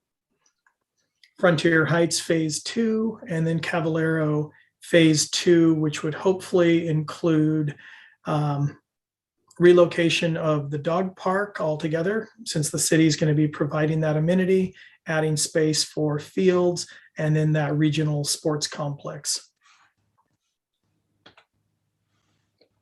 Wanted to talk just briefly about the Lake Stevens Historical Museum. We include that in Parks and Recreation, as we've used some Parks and Rec dollar as part of this greater Mill Spur project and North Cove Phase 3. We've always counted the Grimm House as part of our Parks and Rec inventory as a special use, a cultural center. So we'll continue to support that through some parks funding. And then obviously the museum is something we've contemplated from the beginning of our downtown sub-area planning process. To date, we have a 5,800 square foot building design. There is potential space for a vendor within that. And obviously the immediate connection to the Grimm House. The estimated cost on that is $1 million to $1.5 million. And just earlier this year, the mayor had asked, can we put together a survey to really try and get a flavor for what the community would like to see in this space? And so we did do that. And this is just a snapshot of some of the survey responses. You have the full responses in your packet that I'm sure you've all taken a look at. So there is overall support for continuing to have a historical museum in the city, but it also showed that there's a desire to have a variety of exhibits and amenities. So maybe not just static exhibits, but some rotating exhibits, maybe some more interactive or technologically advanced exhibits, maybe different access to the photo archives. There is desire to have community programming in there, whether that's for classes, fundraisers, etc. There was support for having some sort of a retail component, not necessarily the scale, but when asked about that, there was support for some general sales of maybe Lake Stevens goods, historic books, calendars, just general souvenir type items. One of the questions we asked about was, what would the community support as far as entrance fees or membership fees? As you can guess, there was moderate support of that, but there wasn't a flat no, that there wouldn't be support of that. So that just tells us that there might be some other fundraising opportunities to go to the operations and maintenance of this site if that's something that the city is going to take on as a capital project. And then one of the things that was pretty consistent across the board is there is a desire from the community to have more consistent access to the museum, whether that's expanded hours or expanded days of operation. Again, that's a major consideration for the city if we're going to be funding, this facility. What is the return on the city's investment for this facility? So the next steps on the museum, we just need to have continued coordination with the Historical Society. We need to have continued community outreach on the purpose and function of this building. And then we need to consider the funding options for this during the budget cycle in a few months with the council. Any questions on pending projects before I move forward? Councilmember Dickinson? Yes, thank you, Russ, for your report and for all your hard work. Much appreciated. I just have a question, and no one needs to answer this, but here's my question to my fellow council members. Have you ever visited the museum? You don't have to answer that question, but have you ever visited the museum? That's what I was wondering. I know I only went there a couple of years ago, but I loved it. The next thing I want to say is the museum is run by volunteers, 100% volunteers. And that's something I think when we ask these questions that were asked of people, that needed to be really, really strengthened and made very obvious. When we ask people to have longer hours and things like that, you need to remember it is run by volunteers. I loved a lot of the ideas and many of the comments were great. I noticed that 40 people who answered the questions had never been to the museum. I thought that was interesting. Out of 187 people, 40 had never been there. The other thing I want to thank the city for is the temporary location of the museum's artifacts. They were able to provide an air conditioner for that building in the old fire station, and that was great. My question then for the city is the Grimm House, I believe still they don't have any stairs or any way to get into the Grimm House. And the concern is the artifacts in there are subject to sunlight, uncontrolled sunlight, and temperature that may affect the artifacts that are in there. And that's a concern since nobody can get in there to check up on things. But overall, I am grateful for the effort of the city to replace the museum. And I'm excited about it. I just want to be sure everybody's tuned in to what is expected of the Historic Society to run that museum. Also, my concern about having anything to sell in a museum, because they did sell things in their museum, similar to what Russ mentioned. But if somebody is in there selling products and they're not there all the time, then the museum volunteers are responsible to keep an eye on things like that. It just seemed to be an extra responsibility for the volunteers. So, and I'm sure I'll think of something else, but that's all I have to say for right now. Any other comments before we move on? Okay. So this is a conversation, again, we've had over the last several years. And so this is a great time to do a check-in on what does the administration of our Parks and Recreation system look like currently and into the future. So currently, the parks system is managed jointly between Public Works and Planning, with Planning obviously being responsible for the events, as well as the planning function of parks in general. Public Works is responsible for the maintenance of the facilities and the mill. Just wanted to show you what we're spending, just about $500,000 per year for running our park system. And again, that's the combined wages from all of the folks in the different departments that are, contributing to the benefit of our parks. So the funding comes from general funds primarily for the staff positions. For park improvements, that comes from our mitigation dollars. So just to give you an example of where we've been, where we're going, the city collected about $1.5 million in 2020 for park mitigation fees. Estimated collection at the end of this year, $859,000. With an ending balance after all projects are deducted, about $270,000 remaining at the end of this year. We can't build parks alone with just the mitigation dollars. We also need to bring in funds from other sources. And those come in from real estate excise tax, from grants, general fund, etc. And then again, I just threw in this statistic that the parks system has been bringing in some revenue for the city to supplement the general fund and other dollar sources. This slide just gives you an idea that the city administrator had put together a couple of years ago to give you the idea of what does it take to maintain parks. So what this shows us with our current parks, and this isn't even a complete list, that it's about 5.5 crew workers to do the maintenance and operations day-to-day of those parks facilities. So as we talk about Parks Division expansion, back in 2018 is when we really laid out a plan to how to incrementally grow parks. In that time, we've added positions both under my department and positions under Eric's department that have grown this vision for expanded, parks, recreation, amenities, as well as operations and maintenance. What you see here would be the next phase of that, going between 2022 and 2025, which on my side would add another recreation person.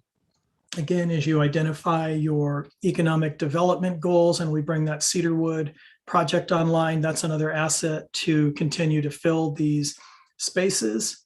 And the salaries would grow to about 480,000 for the planning side of that. If we look out to Public Works, you see that this would create 6 dedicated positions for operations and maintenance, including a new supervisor, the lead that we already have in place, and then the crew workers responsible out in the field. So again, looking at the numbers for operation and different goals of what that looks like.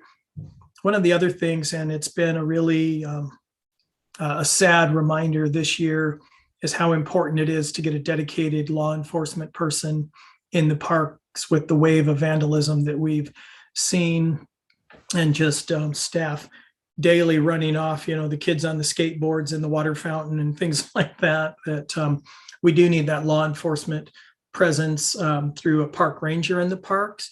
The beauty of a park ranger position is, unlike a standard officer, they can do some light maintenance. They can change the garbage cans, they can change the toilet paper, and they can also, ticket the knuckleheads doing whatever they're not supposed to be doing in the park. So again, we've included that as an important position to start looking towards, to make sure that our parks remain safe and efficient moving into the future. And you'll see that we've estimated the salary to be about $1.2 million annually. Again, all of these positions don't have to come on board in 2022. We're looking, how do we bring those on over the next horizon to 25, which was the goal we set for a full-blown independent parks department. Any thoughts on the plan to date before I move on? Okay. So then just also other things beyond personnel, obviously, that aren't captured in these estimates are, what do we need for vehicles? What do we need for equipment? So looking at, what do we need for maintenance? We just need to make sure there's a proper allocation for vehicles, tools, their clothing allowance, and then any electronic devices that are needed. And obviously for a park ranger, there would be about a $60,000 upstart cost to get a vehicle, any small equipment, uniforms, etc. So then moving into the next phase of this, again, after 2025, if that's the timeline we hold, you'll see that the salary difference isn't significant. It goes from about 1.2 to 1.3 for administration. And the big difference in the cost is you have a single dedicated director, you would add some administrative support, but beyond that, you would really have the same complement of positions that we've seen already. And this shows a build out with a second park ranger. Any thoughts on this model moving forward? And I will say that we shared this model with Tom Tigan, the director of Snohomish County Parks, and he thought this was a great model, and he asked if he could steal this model to hand out to other cities to get an idea of what they're doing in their independent systems. Okay, Councilmember Frederick. Yeah, I guess I'm going to go back to the same question, and maybe I'm just, too many hits to the head or something. I don't understand why do we need this really protracted, although very methodical approach to getting to a parks department. Why can't we start with a director, recognizing that we need somebody to put focused intent on finding the grants we need to be the match for the funds to continue to develop our parks and build down, increasing the administrative support and all the other positions out as we build the program. We're already maintaining the parks. So, you know, to some extent, it seems inefficient to increase all of the capacity before we put the leadership in place in the way that we're currently proposing this, when we already have to some extent the resource needs being met. We're already maintaining the park. There's already staff there. I recognize that security at the parks is suboptimal because we do have the graffiti issue, and having a ranger would be a great addition to the team. I don't understand why we don't just start from the top and build it down. And I think that's a major point of the conversation today, especially when you look at projecting out what the costs are going to be, that over this incremental build to an immediate build, it's not a overall financial difference. And I would defer to Director Stevens on this. What is, back to sort of your earlier comments, what is the capability though to fund it at this point, now or incrementally? So that remains sort of the big question. Councilmember Daughtry.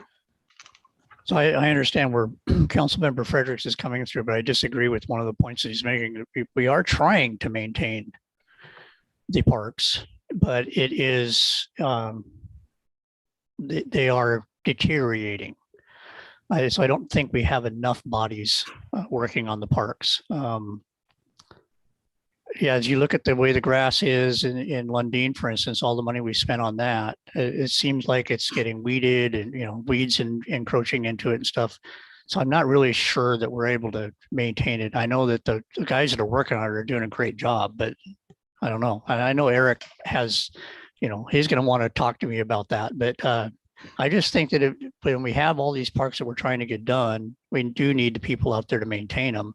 And things like things happening at the community garden, for instance, that aren't being done except for by volunteers. And there's other places. The graffiti and things. If you've got people doing maintenance during the day, and I know that most of the graffiti and that kind of stuff's happening at night, and we're trying to get our cameras in there and do all that. But yeah.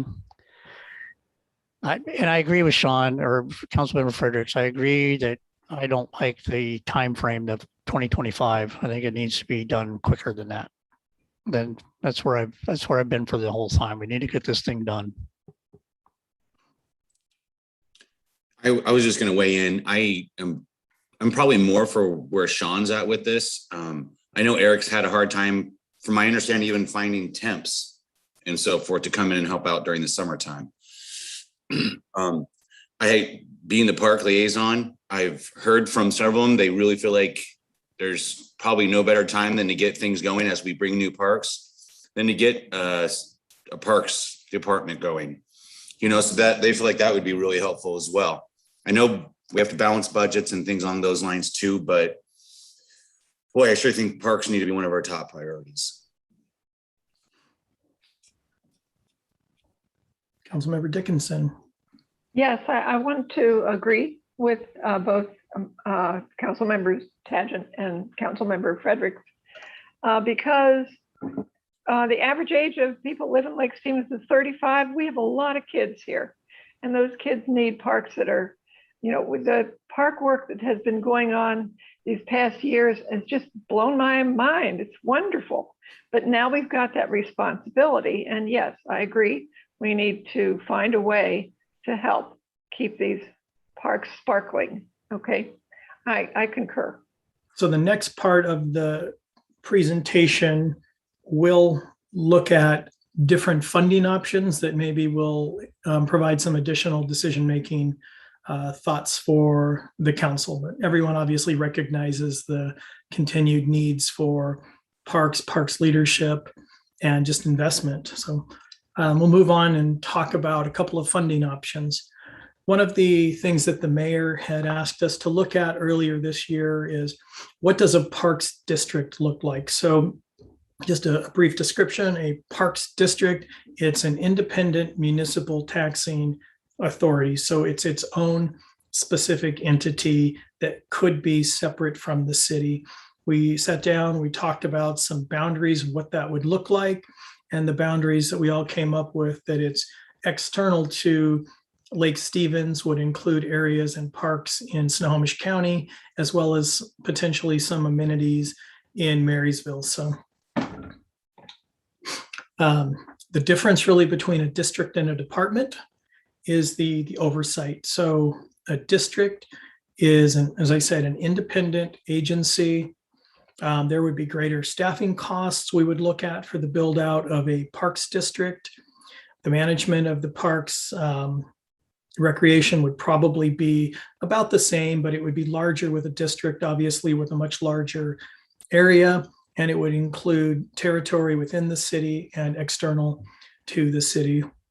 If we continue to focus on an independent department, it remains part of the city and under the control of the city council to control. We've talked about where the funding would come from. We've looked at some of the staffing costs already, maintenance and operation costs. We can continue to share equipment, at least for a while, and you get to reflect your local priorities and maintain that control. But there are some limited funding options with a independent parks department. So looking at the funding options for a parks district, it's an independent taxing authority that can collect between 60 cents and 75 cents per $1,000 of valuation of properties. The levy rate is established at the initial ballot measure.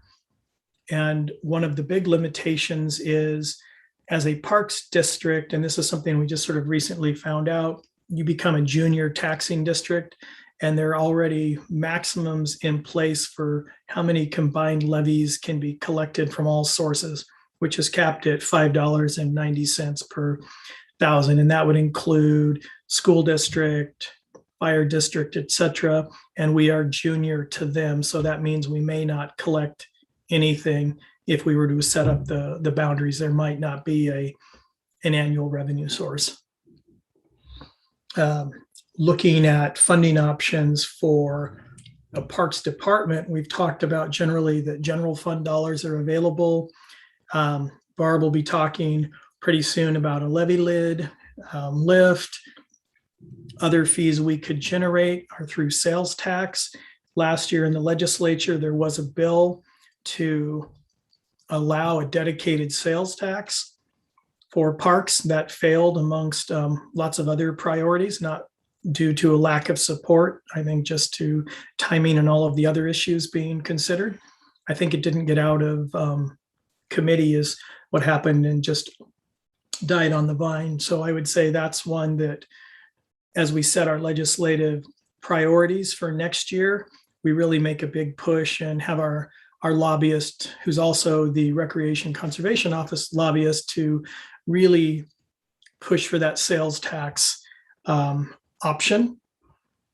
And another thing that we could consider, and we didn't consider when we evaluated our impact fees, is you can impose an impact fee for parks on commercial development separate from residential development. That's something we've not done for parks, but it is something we do for our traffic infrastructure. So that is another revenue stream that we've not tapped into. And again, that goes to the capital side, not to the operations and maintenance side.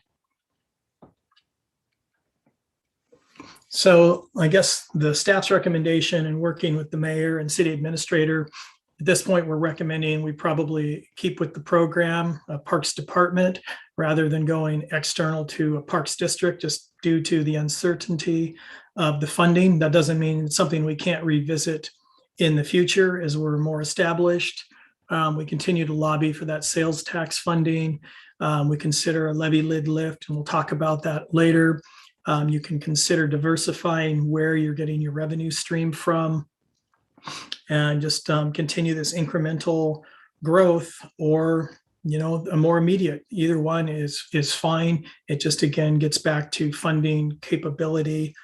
And with that, I'd like to hand it over to the mayor or city administrator if they have any additional comments on the future of Parks Administration. Okay, yeah. Gene, do you have anything? I don't, other than, I certainly agree with having senior leadership brought in for parks. Eventually that is critical. The way that parks directors think and operate is just different than your typical public works, and we will get there. It is important to really set the pace for a Parks and Rec department. It's just all about funding, and you guys have seen it. You build it and it costs money to maintain, and we're doing the best we can, but it does cost money. Yeah, and my take on this is we looked at that park district and saw that what we did is we created some boundaries showing essentially the Lake Stevens School District going east to the Little Pilchuck and then all the way down to Highway 2. And we saw that as Lake Stevens, the area of influence for Lake Stevens, and where kids would come from to do recreation here in lakes in the city. But as I also look at that, I see that as like a really long-term project that could be, several years down the road, maybe a goal. And so I think it would be more prudent for the city to step back and do what we can control within our own city, and then maybe look at this district idea as something way out in the future. So with that, I think that, as I talk to people, as I talk to folks, I think that the palette is there to increase our parks capacity, especially within our recreational use, sports use of our parks. And I think the next step we need to look at is what is that ask that we can go to the taxpayers with to say, let's increase our parks, not only our parks personnel, but also our parks capacity. And when I talk about that, I think of Bonneville, and I think of Bondfield, I think of those 20th Street fields. I think of anything that we currently have in grass that we could get turfed over. One of the problems you have as you talk to our youth sports folks is we have fields, but they're really usable because of our climate and because of grass. And it just makes it much more difficult to be able to use. It's a problem they have when they try to use community fields with the county. Those are grass fields, and anytime that there's a feeling that those fields might get beat up due to use, then the county will turn them off. And I think it's just prudent that we take our current inventory that we have, do some capital asks on those to improve them, make them usable year round, and create that base of a parks program that could then expand into a district idea down in the future. So I think at this point, I'm willing to look at what's our ask to the taxpayer. What are you willing to pay for in order to expand our capabilities here in the city?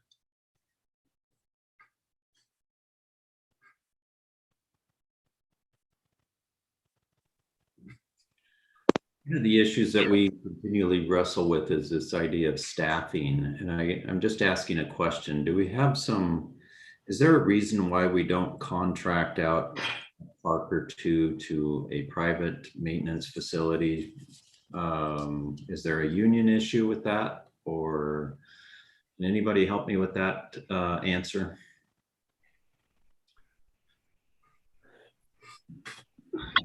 I might be able to shed some light on that, Councilmember Peter Shagan. We just recently sat down with the union and had a conversation with them about being able to sub out some of the commercial properties that we lease out. We haven't gotten a response back yet, but we talked about the subway building and what we give to the library, Snow Isle, the old PD building. And could we look at the new police department building? We actually put those out to bid already and have bids in hand. We're just waiting to hear back from the union, and what we think we heard, we haven't gotten an official response, was probably yes to the buildings that we lease out, like Subway, and maybe even what we lease out to the library. But they would most likely file on us unfair labor practice or something of that nature, grievance, if we tried to sub out actual park work. But we haven't gotten a formal response from them back yet. But we have proposed what I had originally sent them included the South Lake Stevens Trail, Lundin Parkway, mowing the shoulders of Lundin Parkway, some of the stuff that's very, very simple but labor intensive. So we're hoping to hear back on that soon. Yeah, just to supplement Eric's comments, the basic rule is the city can't contract out work that's being performed by the bargaining unit without their permission. We need to bargain it unless there's something in the collective bargaining agreement where they've waived collective bargaining. I don't believe that's the case here. So in order for the city to be able to contract out, it would need to, as Eric has indicated, bargain that issue with the union. And that's something that we could bring up. I know negotiations, the bargaining agreement's up next year. We could bring that into play. I just can't stress enough, and Councilmember Daughtry hit on it, boots on the ground. And we have taken over a lot of parks, and we need more field staff if we want to live up to the level of service that people have grown to expect in the community. And we have had a terrible time getting seasonals. Another one just quit today. She was the best one we had, and I just learned during this meeting that she quit. So it has been a challenge, and the only way to combat that is to hire some full-time staff to be out in the field working. So that's my pitch on boots on the ground.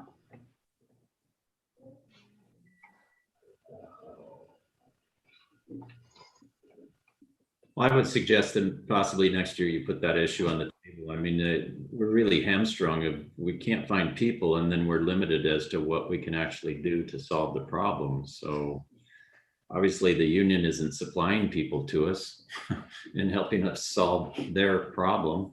So I guess I would suggest that you put that on the table for next year. In the meantime, I think I'm in concert with the other.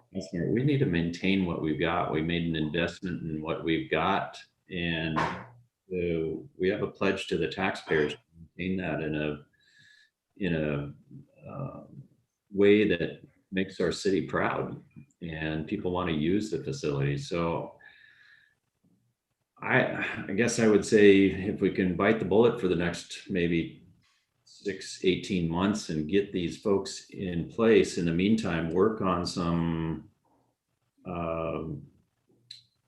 funding mechanisms, whether it be, mitigation or whatever, commercial projects, maybe it's a menu of all the above, and get something in place so that we can have some sustainability to our park system. Because we're, how do you go to a regional sports complex when you can't maintain your neighborhood parks? That's a pretty hard sell. So I would encourage us to get the people on board as best we can, and at the same time, let's move forward with maybe put together a subcommittee to explore this deal, funding mechanism a little more in detail, and let's get it moving.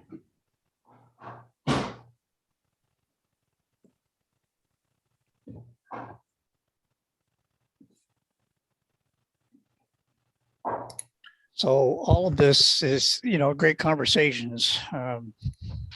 And the big deal about the parks as it comes out of general fund. So that's a big deal. And we do need to find other funding sources, obviously. But there are other problems in the city that I believe are going to be brought up here pretty quickly that also come out of the general fund and the street fund, et cetera, that are going to be come into the conversation about priorities. So we're actually not quite done with listening to all of the issues that we have that we need to fund.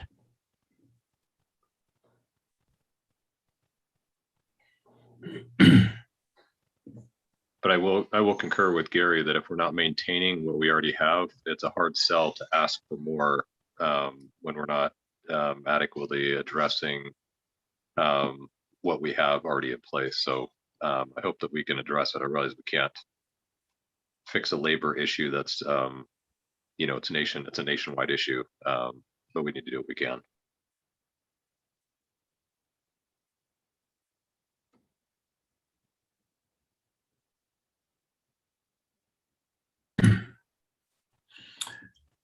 Okay, Russ, do you have anything additional on that?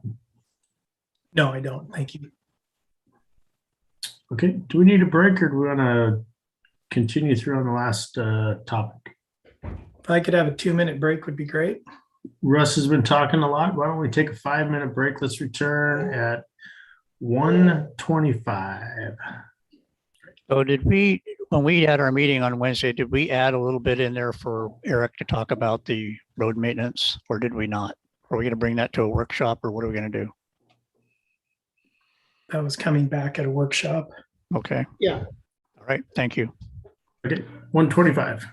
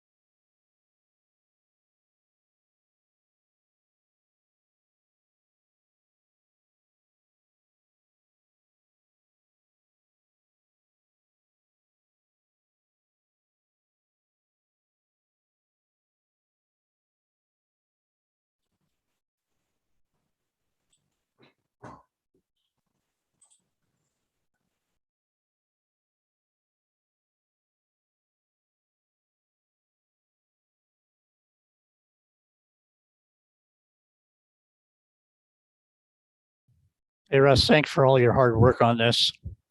It is not unappreciated, I can tell you that. You're welcome. Russ, you need a whole weekend of like not talking. Get your voice back. Exactly. Yeah, you know, all good.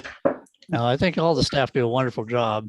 It's just, man, we need an orchard that we can plant someplace with money trees on it. And a few clones. Yeah, that too.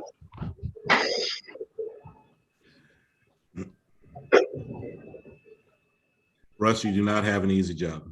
Yeah, appreciate that. Yeah, Eric and Russ are both, I don't know how they do it. I would say it's just we're up against so many different things with all the growth. There's so many things that all of a sudden became and that are a bigger priority all the time, and funding those, never an easy thing. And finding people right now, I think every business owner out there can say it's hard to find people, period. You know, and that's the hardest part, is finding the right people, getting, in Eric's case, enough people who want to mow lawns. And so it's never easy, but you know, this is where the tough part comes. I know the staff's doing everything they can, and the thing is, we'll probably need more staff members, and they're hard to find. So it's a hard way around. But Russ, your work does not go unappreciated in my mind. So Appreciate that.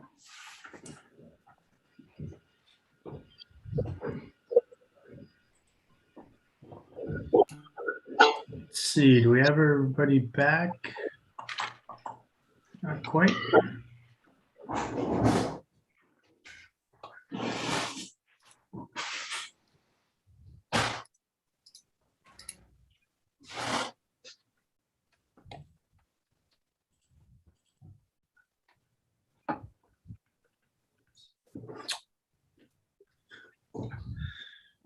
All right, so we've got one last subject, 2022 budget priorities. So Barb, let's go ahead and kick this off, get going. I think we've got the slideshow. Russ, did you want me to share that? Is that what we're going into right now? Yeah, I can share it. I have it open. So Barb and I are going to sort of tag team talking about prioritization and some different aspects.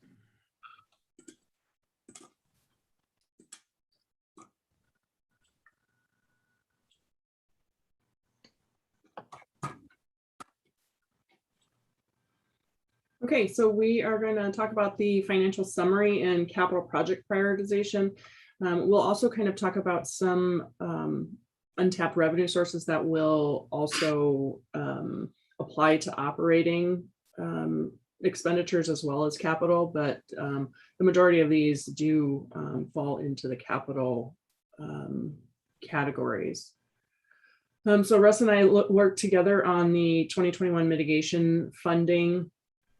He mentioned some of the year-end balances earlier in one of his presentations. The estimated year-end balances in 2021 are TIZ1, which is the old city, about $445,000. TIZ2 is about $610,000, and then TIZ, which is in the more southern part of the city, is about $925,000.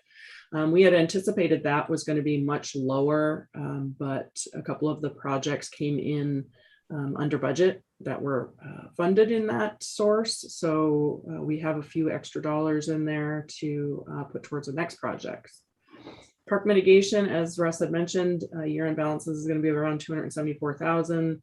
And then tree mitigation, we have a balance of about $77,000. And these are all estimated ending based on our current development and estimated expenditures of the projects going on. The future funding of these projects, obviously, we're going to require more grants and continued development in the city. And then obviously, as we've been talking about, all these projects need to be prioritized. We've had large reserves, balances that we've built up over a number of years in these funding sources, and now we are spending them down. So again, we are spending as much or more than we're actually getting in every year. And so that's why the balances are actually dropping at this point. The mitigation fund forecast, Russ and I worked through. We were thinking parks, obviously, around $800,000 the end of this year, and traffic about $840,000, and that's among all 3 TIZ zones. This is definitely below what we had budgeted. I believe Russ had David go back through, look at all of the known and suspected inventory and permits that were coming through. They came up with a dollar amount over the next 4 years, 5 years. It says 22 to 2025, but we actually added a year looking at the actual revenue trends for the past few years. So we expect, and this, we don't expect that we're going to get $940,000 every single year. It's just over those 5 years. We just expect about 4.7 million. And Russ went through those dwelling. Did you want to talk about the number of units, et cetera, for your inventory, Russ? Sure. So roughly there's about 1,500, give or take, development units in the queue right now. Commercial development, it's harder to anticipate for some of the things we've talked about, but known commercial projects are in the transportation bracket. And so just with some looking back to what some actuals have been, and then being fairly conservative, we did a reduction factor down to about this 300 plus units per year, and then built that out over 5 years to come up with these projections. Again, just trying to be conservative and look at what we would have over a 5-year period. And we usually plan on a 6-year period for capital investments that's updated annually to at least give us an idea of what's available for expenditures per year, or to be saved if we want to look towards a larger project, just what that time frame is going to look like. Barb and Russ, could I ask a question? Just, and this is a little bit off topic, but when we talk about the buildable land study and the lack of availability of land that we have in our UGA, do you suspect these numbers are going to drop off the chart here in 2027? I think they will slow down.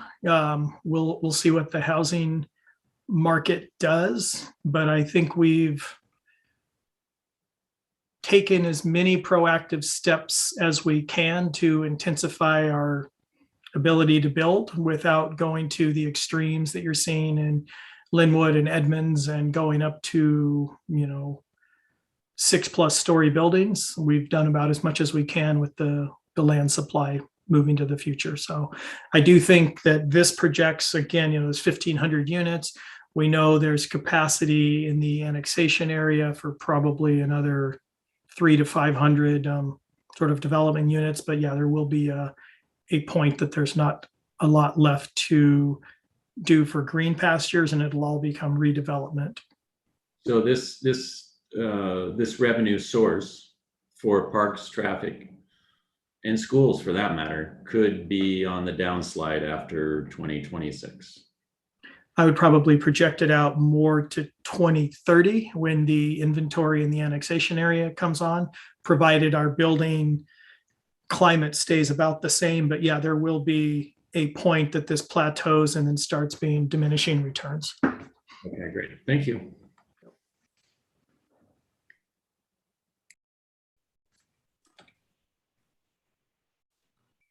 So we've been talking about REIT funds. As you all know, REIT funds are restricted funds.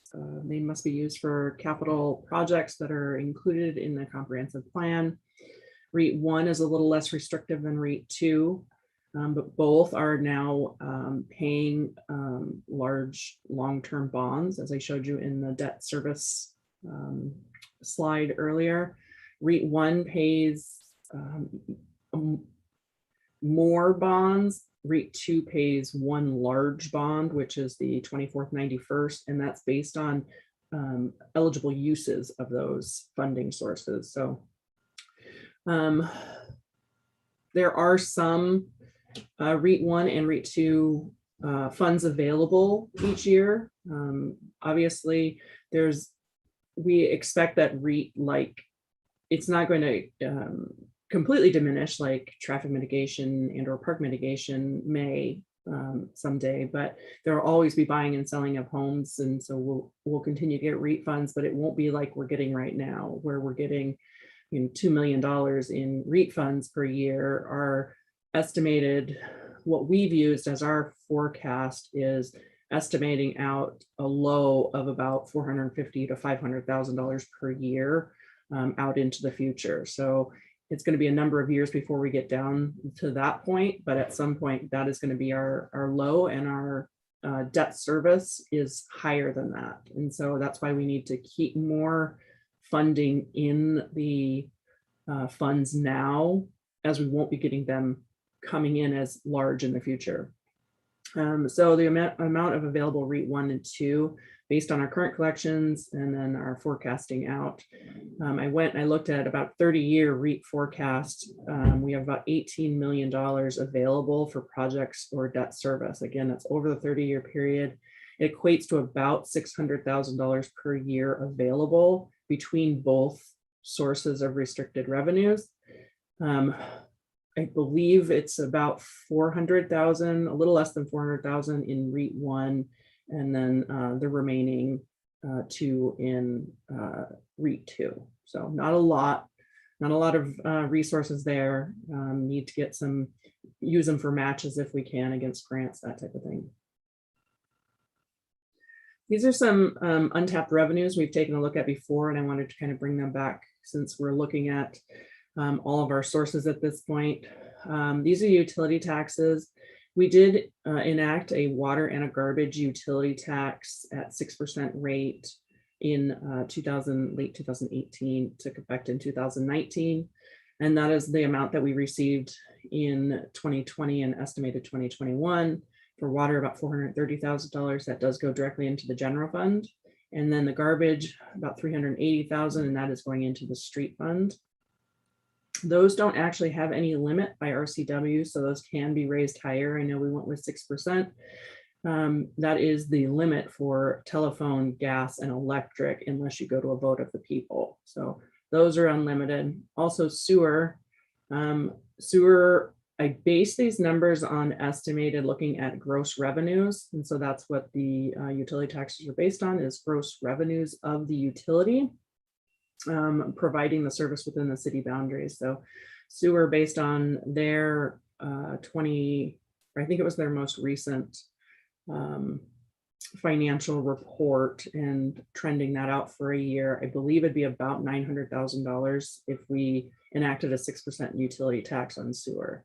Right now, our utility agreement fee, as you know, is about $15,000 a year, and that's about 0.01% of their gross revenues. And then stormwater fee, we discussed enacting a utility tax on that when we did our rate study. We did not do that. Again, there's no limit on that. If we did a 6%, it would bring in about $212,000. And the utility taxes are unrestricted, so they can go directly into the general fund, street fund, or whatever uses we have for them. The other things we've talked about a few times, and I'll go into a little bit more, is transportation benefit district funding, and whether we can do tab fees. I-976 was reversed, so that is an option on the table again. And then the sales tax, and then of course, as we've been talking a little bit more about, the levy lid lift. So just to summarize the transportation benefit district, I don't want to beat this one down again, but we established the TBD and took the steps to assume it by the city and adopted our required policies in late 2019. We did not choose a funding option, so transportation benefit district is not funded. The funding options are doing a non-voted $20 tab fee. If you want to go any higher than that, it does have to be a vote of the people, and or a voted sales tax up to 0.2%, so 0.2%. The comparison of the funding options is the sales tax, about 1.1 million. And those are based on our current sales tax projections. It requires a voter approval, a simple majority voter approval. The limitations here are voter ballot timing. If you basically, if you wanted to put this on a February special election, the information had to be to Snohomish County by November of this year. And if it passed in February of next year, the tax wouldn't take effect until July 1st.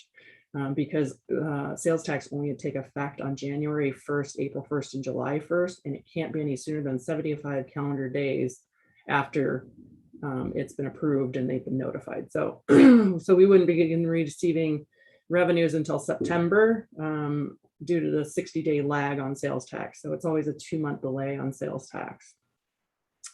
The registration fee, we would estimate about $550,000 there. This is done by an ILA with the Department of Revenue, Department of Transportation.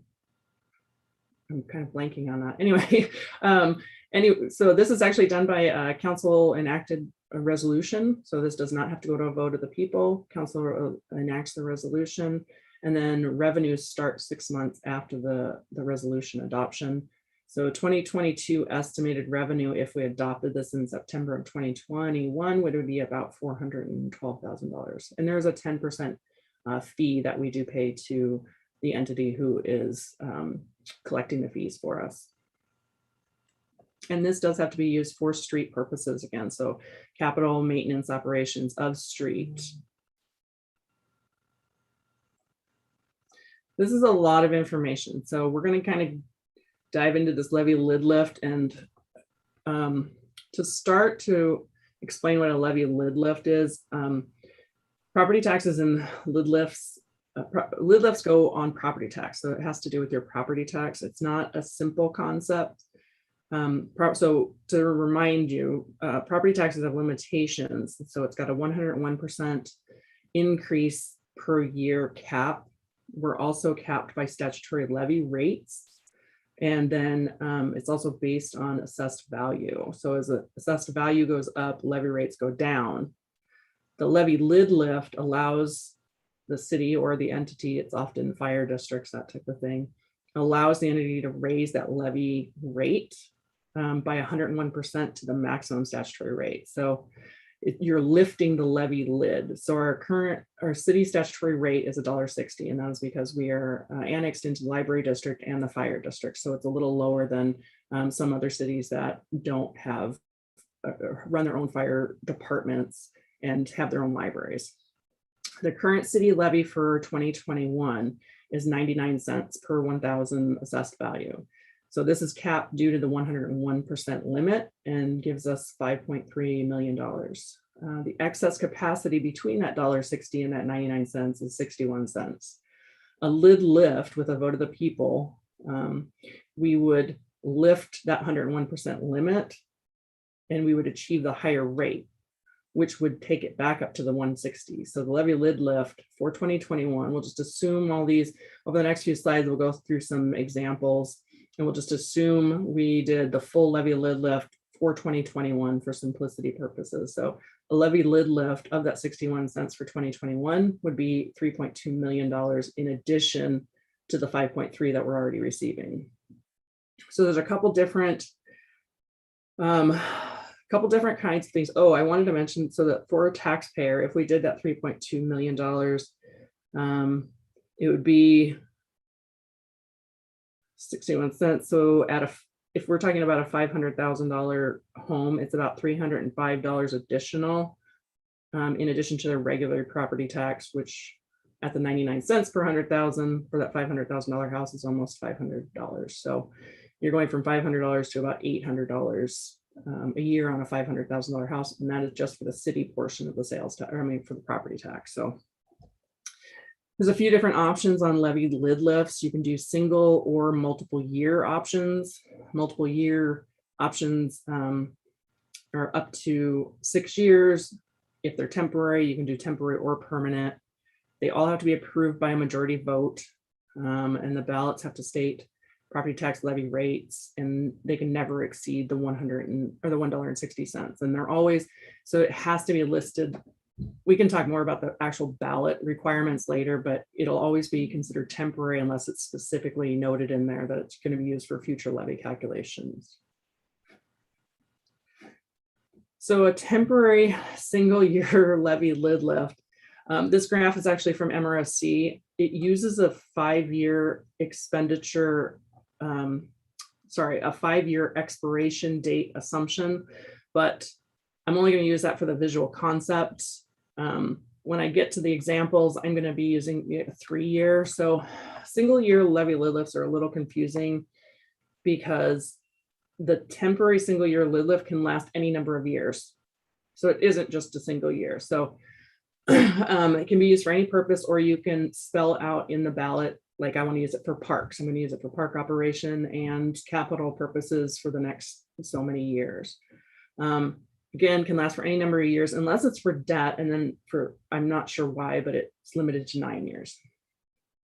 So when the levy lid list expires, the levy lid reverts back to the amount that it would have been had you never had the lift in place. So looking at this graph, if we're looking at this and we're looking at a temporary single year lid lift, we're going to assume 2021, we had our regular levy, which was the 509 million.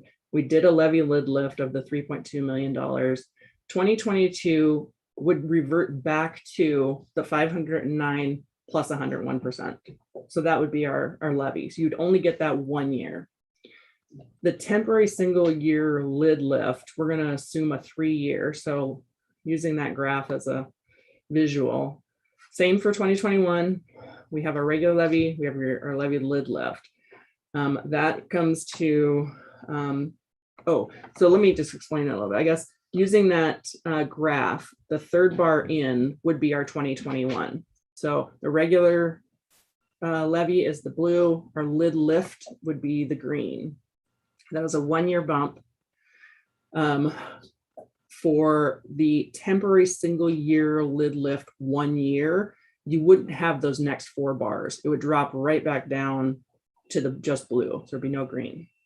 The temporary single year lid lift 3-year, we would be taking that, and then so the total is 8.29 million there. So the next bar would be 2022, showing the new base amount used for the 101% increase cap from 2021. So that increases to 8.38 million. So you're not increasing the lid on that levy anymore, but you're using that as your base calculation for the next year. So that would be the same for 2022, 2023 would do the same thing. Again, if you're assuming a 3-year expiration date. 2024, because we assumed there was a 3-year expiration, 2024 would be depicted as the next to last blue bar with no green on top, and that's what's called your levy cliff. So you would actually it goes back to the amount as if the lift never occurred. So you'd go back to the $5.2 million, which is the original 2021 times 101% times 101% times the 101%. So you'd end up back at 5.2. So you'd get it for a limited amount of time. I know this is a ton of information. So there's also an option for a permanent single year levy lid lift.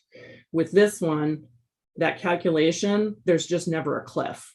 So you just continue using that next year as your base. So it just continues going up, no levy cliff.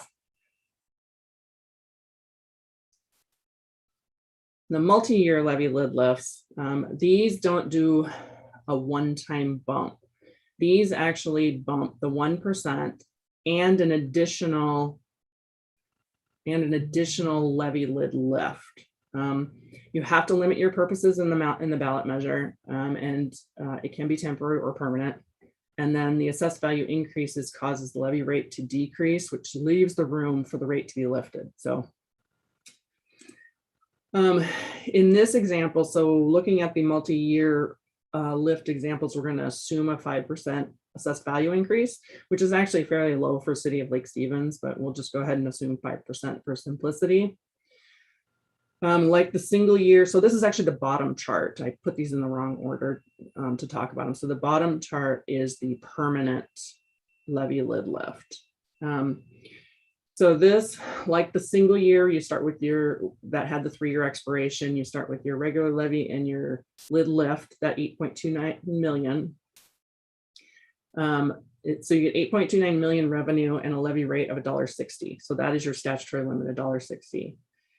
This is used for the base calculations for 2022. So you then take the 101% of that, which is the 8.46 million. With that 8.46 million and the increased assessed values, your rate dropped to $1.52. That then gives you 8 cents excess capacity that you can then lift again up to the $1.60. So that's another $454,000. That then gives you an actual levy of 8.9 million. And then you do that again over and over and over and over again. If it's temporary, then you get your levy cliff, and it's just going to be a lot bigger levy cliff than the other way. This isn't exactly 100% how the calculation works. In the ballot measure for multi-year, you have to state the dollar levy for the first year and then the percentage you're going to increase after that. But for simplicity purposes, this is just the easiest way to kind of show that you're just lifting that lid, that cap on your rate every year to $1.60. I think that's all I had on this. Is there anything else on there? Yeah. Now, ask me other questions you want on levy lid lifts. My contact at Snohomish County Assessors is actually out this week, so I'm fairly confident in my calculations and everything. This is the first time we've really looked at this, so I want to be sure it's sort of understandable. But it's definitely more money. Can we pause for questions before we jump into a bunch more information? Please. Please. And I think just clarifying, just to make sure I'm following, with the multi-year levy lid lift, does the city have the does the city make a decision each year for the annual increases, or is it just automatic that there would be that increase, that percentage increase in the property taxes each year? So as I said, you put in the ballot measure the percent increase it's going to go up every year, and you can say we're gonna increase it by 6% over the next 3 years, and then I'm going to increase it only 2% over the 3 years after that. Okay, and you stick to that percentage. You can't then decide oh, actually we miscalculated and we're going to decrease it this year. You can decrease it. So what happens if you decide not to take the full amount is it becomes banked capacity. So we very rarely had banked capacity, but it does give you banked capacity that you can use in a future year. You still can't go up past that 101% in future years though, but you can decide to lower that, not take the full amount. Okay, that's helpful. And then do we have any sense of any surrounding cities in Snohomish County proposing any levy lid lifts over the last few years, and whether or not those have been successful? No. I was looking at MRSC yesterday to determine if I was trying to get some understanding and see if I could get some good explanations about how people do this. And the last one I found was a number of years ago, and I don't remember what city it was. Most of the time your levy lid lifts are done by fire districts. Okay. That's the most common one, is fire districts. And they're getting ready to do one again right now. Yes, they generally do one every year. And I know the school district, I think, does a levy lid lift. I'm not sure if they're doing one this year, but so I can look into that a little bit further and see what I can find out about who does and who doesn't. And I know it's kind of like we've talked about with, you know, the TBD, anything when you're going out to ask citizens for more property tax, more taxes. It's going to take a lot of community discussion, a lot of, I don't know that the community would just say, sure, go ahead and take $3 million and do whatever you want to do with it. I think it would be more of going on the ballot saying, this is for your parks, this is for your lake, this is for your road, whatever it is that you want to use it for. But you don't have to. It's up to council. And then I have one last question. In your charts, I wasn't clear, but you talk about 2021. I'm assuming if we were to put this on the ballot, we wouldn't have revenue from this action until 2022. Is that correct? And I'll have to double check the dates, but it might even be 2023 by the time we actually get it through onto the election and then through the county. This is just for simplicity, using my 2021 amounts for property tax. It was just assuming we went ahead and did a levy lid lift and it was already approved. Okay. I think that's all my questions for now. Thank you so much.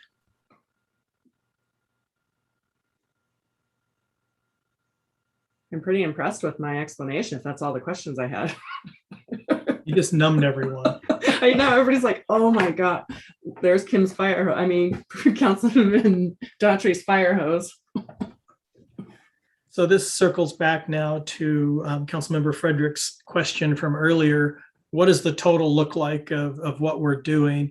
And again, this is only trying to break it down into a few little buckets. This doesn't take in salaries. It doesn't take in growth of positions or anything like that. It's really just looking at projects. So breaking it out into the buckets of road and storm projects, looking back at our last year's capital facilities plan, I took that as a baseline.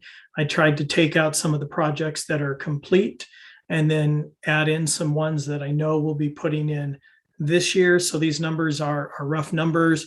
Don't take these as the absolute. It's sort of a best snapshot right now and subject to change when you see this at budget time. But we have, say, at least $35 million worth of road and storm projects that are out there. And that could be everything from sidewalks. It's those culvert replacements that we talked about. It could be the bridge replacement, intersections, Main Street, you name it. I mean, it takes in a lot of projects. It doesn't take in, though, annual maintenance. This is just new construction costs. Parks and trails, we have over $7 million of identified parks and trails projects in the queue.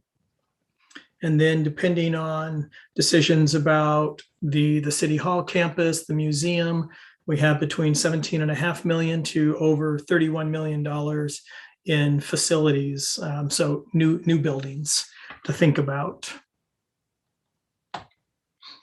And one of the things that we talked about with the mayor and Council President Daughtry at a primer session earlier this week is, how do we come up with a way to help do some prioritization for the council as you think about all of these hard decisions? So I put together this quick rubric. Obviously, this is open for lots of discussions and filling this in to decide what's important to you. But we go back to some of the things we've talked about earlier. What are your city objectives? You know, have you set a plan in place, your comprehensive plan, your capital facilities plan? Is it identified in those? Is it a safety or a maintenance need? As we talk about, say, the balance of Sunset Park versus Eagle Ridge for next year. There are known safety issues we need to deal with at Sunset Park, but when you look at Eagle Ridge, we have some leverage in place and some other funding available. So again, it's, the balance of all of these boxes. What's the objective? Have we done a complete analysis looking at, the complexity of the project? Is it urgent? Can it be pushed off? Do we have the bandwidth to complete it? What's the timeline? One of the things that we talk about as we relate capital improvements to economic development is, what's the return on this project? Does it have a revenue component, or Is it going to bring in new significant tourists into the community that will, spend money at our restaurants and our retail locations? Does it respond to this defined community need? I made the point that all of our parks include walking paths because that's a defined community need that's really easy to integrate into our program. And does it have a broad, support? Again, as we try to prioritize, we want to make sure we're looking to have diverse projects, but also that they meet the widest amount of needs. And then as we look at the cost, we can look at, are the funds available today? Are there funds available, but for maybe a less expensive project that we could complete in one phase instead of doing a large project over multi-years and multi-phases? Are there other funds available? And then looking at what are the maintenance and the operation costs of different projects that we take on. And then just as I was looking, just doing a little bit of quick internet research, an idea that was kind of interesting to me on one page was, let's look at projects. Are they important or are they urgent? And then from important and urgent, you could do another one of these Punnett type squares. And is it urgent and important? Is it urgent but not important? And just sort of help, decision making by looking again at another tool in your toolbox. But it gets back to those same things in the upper chart of, is there a return? Does it meet the objectives and values and mission of the city? What are the details? Can we pull it off? And do we have the money to do it? But that's sort of your basic breakdown. And with that, I think this is the point that I'm going to hand it off to the mayor and definitely to the council to try and absorb all of the things we've talked about today and start thinking about at least giving us some indication of priorities as we start the budgeting process. Obviously, each of these topics will return to council with in additional workshops, so you can really think about what your priorities are and how you want to move forward with those. So with that, I'm going to hand it off to the mayor. Okay, Barb and Russ, good stuff. It's always something to swim through whenever Barb's talking. That's okay. Makes a stretch. As I look at these prioritization ideas, I think for myself, safety, public safety, and then economic return immediately come to my mind as far as priorities and what are those projects that will support those objectives. I'm not sure how we whittle this down and how we work this. I'm looking for some ideas from the council members. Is this something that we could maybe somehow put into some sort of a decision matrix and then put out to council members as some kind of doodle poll, or I'm not sure exactly. I'm trying to just throw things on the wall here. Mayor Daley, are you thinking about a matrix for the priorities or the matrix of the different types of revenue tax options? I think we could do both, right? Like how do we capture the council's thoughts on both of those ideas, maybe over the next couple of weeks, and then hit it with a workshop to see the results and really talk out those ideas.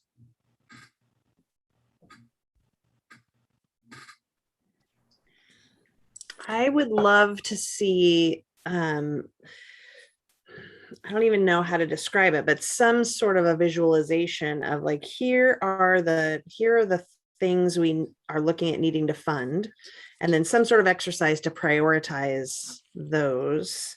And then here are the different types of revenue taxing options that we've talked about. And here is a way to prioritize those. I don't know. And maybe it's just as simple as like, I realize we're not all together, but like a list and the colored dots, and I don't know. I mean, I don't want to make it like too difficult, but it does seem like seeing those options side by side for me personally would be beneficial. I think we did an can, exercise at a retreat, Kim, I don't know if you remember, probably 8 years ago, where Yeah. we put priorities on one side and you know, all these others, and everyone got a certain amount of stickers, and you could put the stickers where you wanted, but it really, if you're looking for some kind of visual, that was for me always a great visual, and seeing what each council member and city staff felt like priorities were. Yeah, I've done that before too, and I find it really, it's super simple, but super helpful. one thing I wanted to point out is we do have that urban 3 analysis going, and that is going to do what you're asking for in a very interesting graphical manner. And so I think we can bring that back. We'll bring that information to you, but that will really help visualize, and we can definitely try to combine revenues and priorities. And then I think we have Council Member Frederick and then Anya wanting some comments. Actually, Anya had her hand up before me, so I must defer. Okay, well, thank you. I just wanted to suggest that we've been through this lean management training, and we have some Greenbelt certified employees now that could probably help run us through an exercise on how to prioritize. Kind of using that dot system or visual system, we could probably try to figure out how to do that virtually since we're not getting together. But we also have our lean consultant that we could come on board and ask us to help us in this prioritization.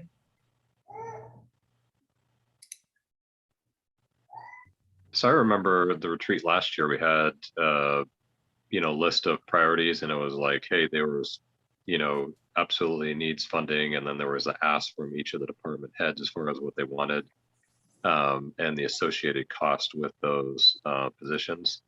And so I found that was helpful for me to kind of see, what positions got funded and which ones didn't. And so if there was something similar to that, to kind of get an idea by department, who's asking for what, that would be helpful for me. Yeah, I think a prioritization matrix of some type or some sort of exercise would be really helpful. But I think, to Steve's point, we kind of need to see the associated costs, because I think one of the things that we're going to have to look at here is how close do we get to balanced and to some degree to make sure that we're making the best use of our resources. I agree with all that, but also we need to make sure that we understand the different types of funds that those sources are coming from. Because if we're talking about streets, you're talking about the street fund, you're talking about stormwater fund. So some of these are restricted funds, some of them aren't. So we need to know that too, as when we go to prioritize something, that we know what those funds come from. I mean, we can't just assume that everything comes from general fund.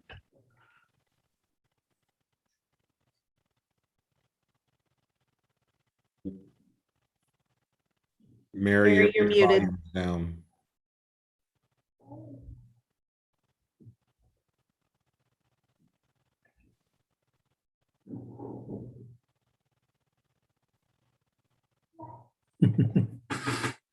It's Mary. Marcus, do you have something? Yeah, I was going to say not only the cost, but the ongoing cost.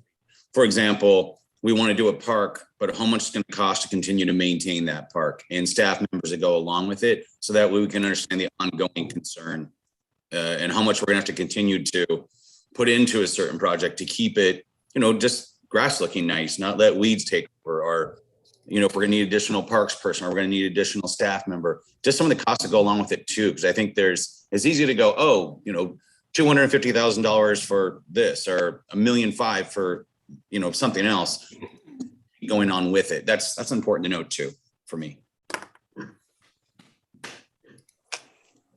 I also was going to say, we haven't seen that line, that graph that shows us when we financially become tough to run the city as well. I don't know if that's an end of the year deal or when that line comes in, but. That will be soon. Okay, great.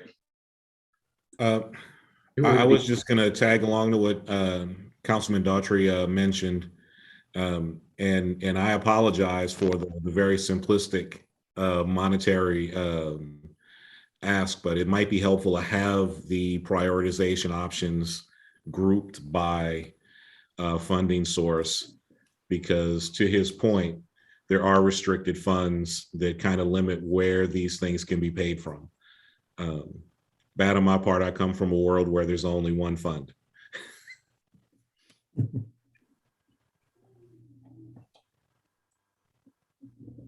That's good for you, Sean.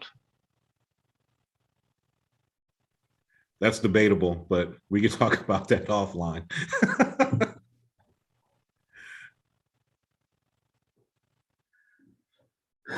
Okay, so I think we've got some good guidance here that we need to probably go through maybe an extra little special session on prioritizing where we want to go in the future. I think that the Urban 3 study will shed a lot of light for us on where our city currently is, and then different modeling that would help us see where things could go in the future. But I also think we need to go through this process before that Urban 3, because I don't think that Urban 3 is getting done for, what are we at, like 6 months on that, Russ? Yeah, it's got probably 3 or 4 more months in their process. Yeah, okay. Yeah, there's some budgeting things for 2022 that are coming up pretty quick. We need to get some of these decisions made for the 22 timeframe. Yeah. Okay. I also want to bring us back to the TBD for just a second, just to remind council of where the council was when we did the TBD. We were of the mind that if we're going to go to any TBD, if we're actually going to finance it, either through sales tax or tabs, that there was going to be a list of projects that TBD would go to that would be marketed basically to the people that are going to be paying for it. So we wanted to do the work ahead of time on what projects are going to be the priority projects to be paid for by the TBD. And I don't know if we finished that work or if we still need to do that work, but we're not going to be able to, we need to be able to go to the citizens and tell them this is what we're going to pay for, so that then they can go out and they can say, okay, they said they're going to do this, and look at that, it's getting done. And that was pretty, we were pretty adamant about that back in 2018. Mm-hmm.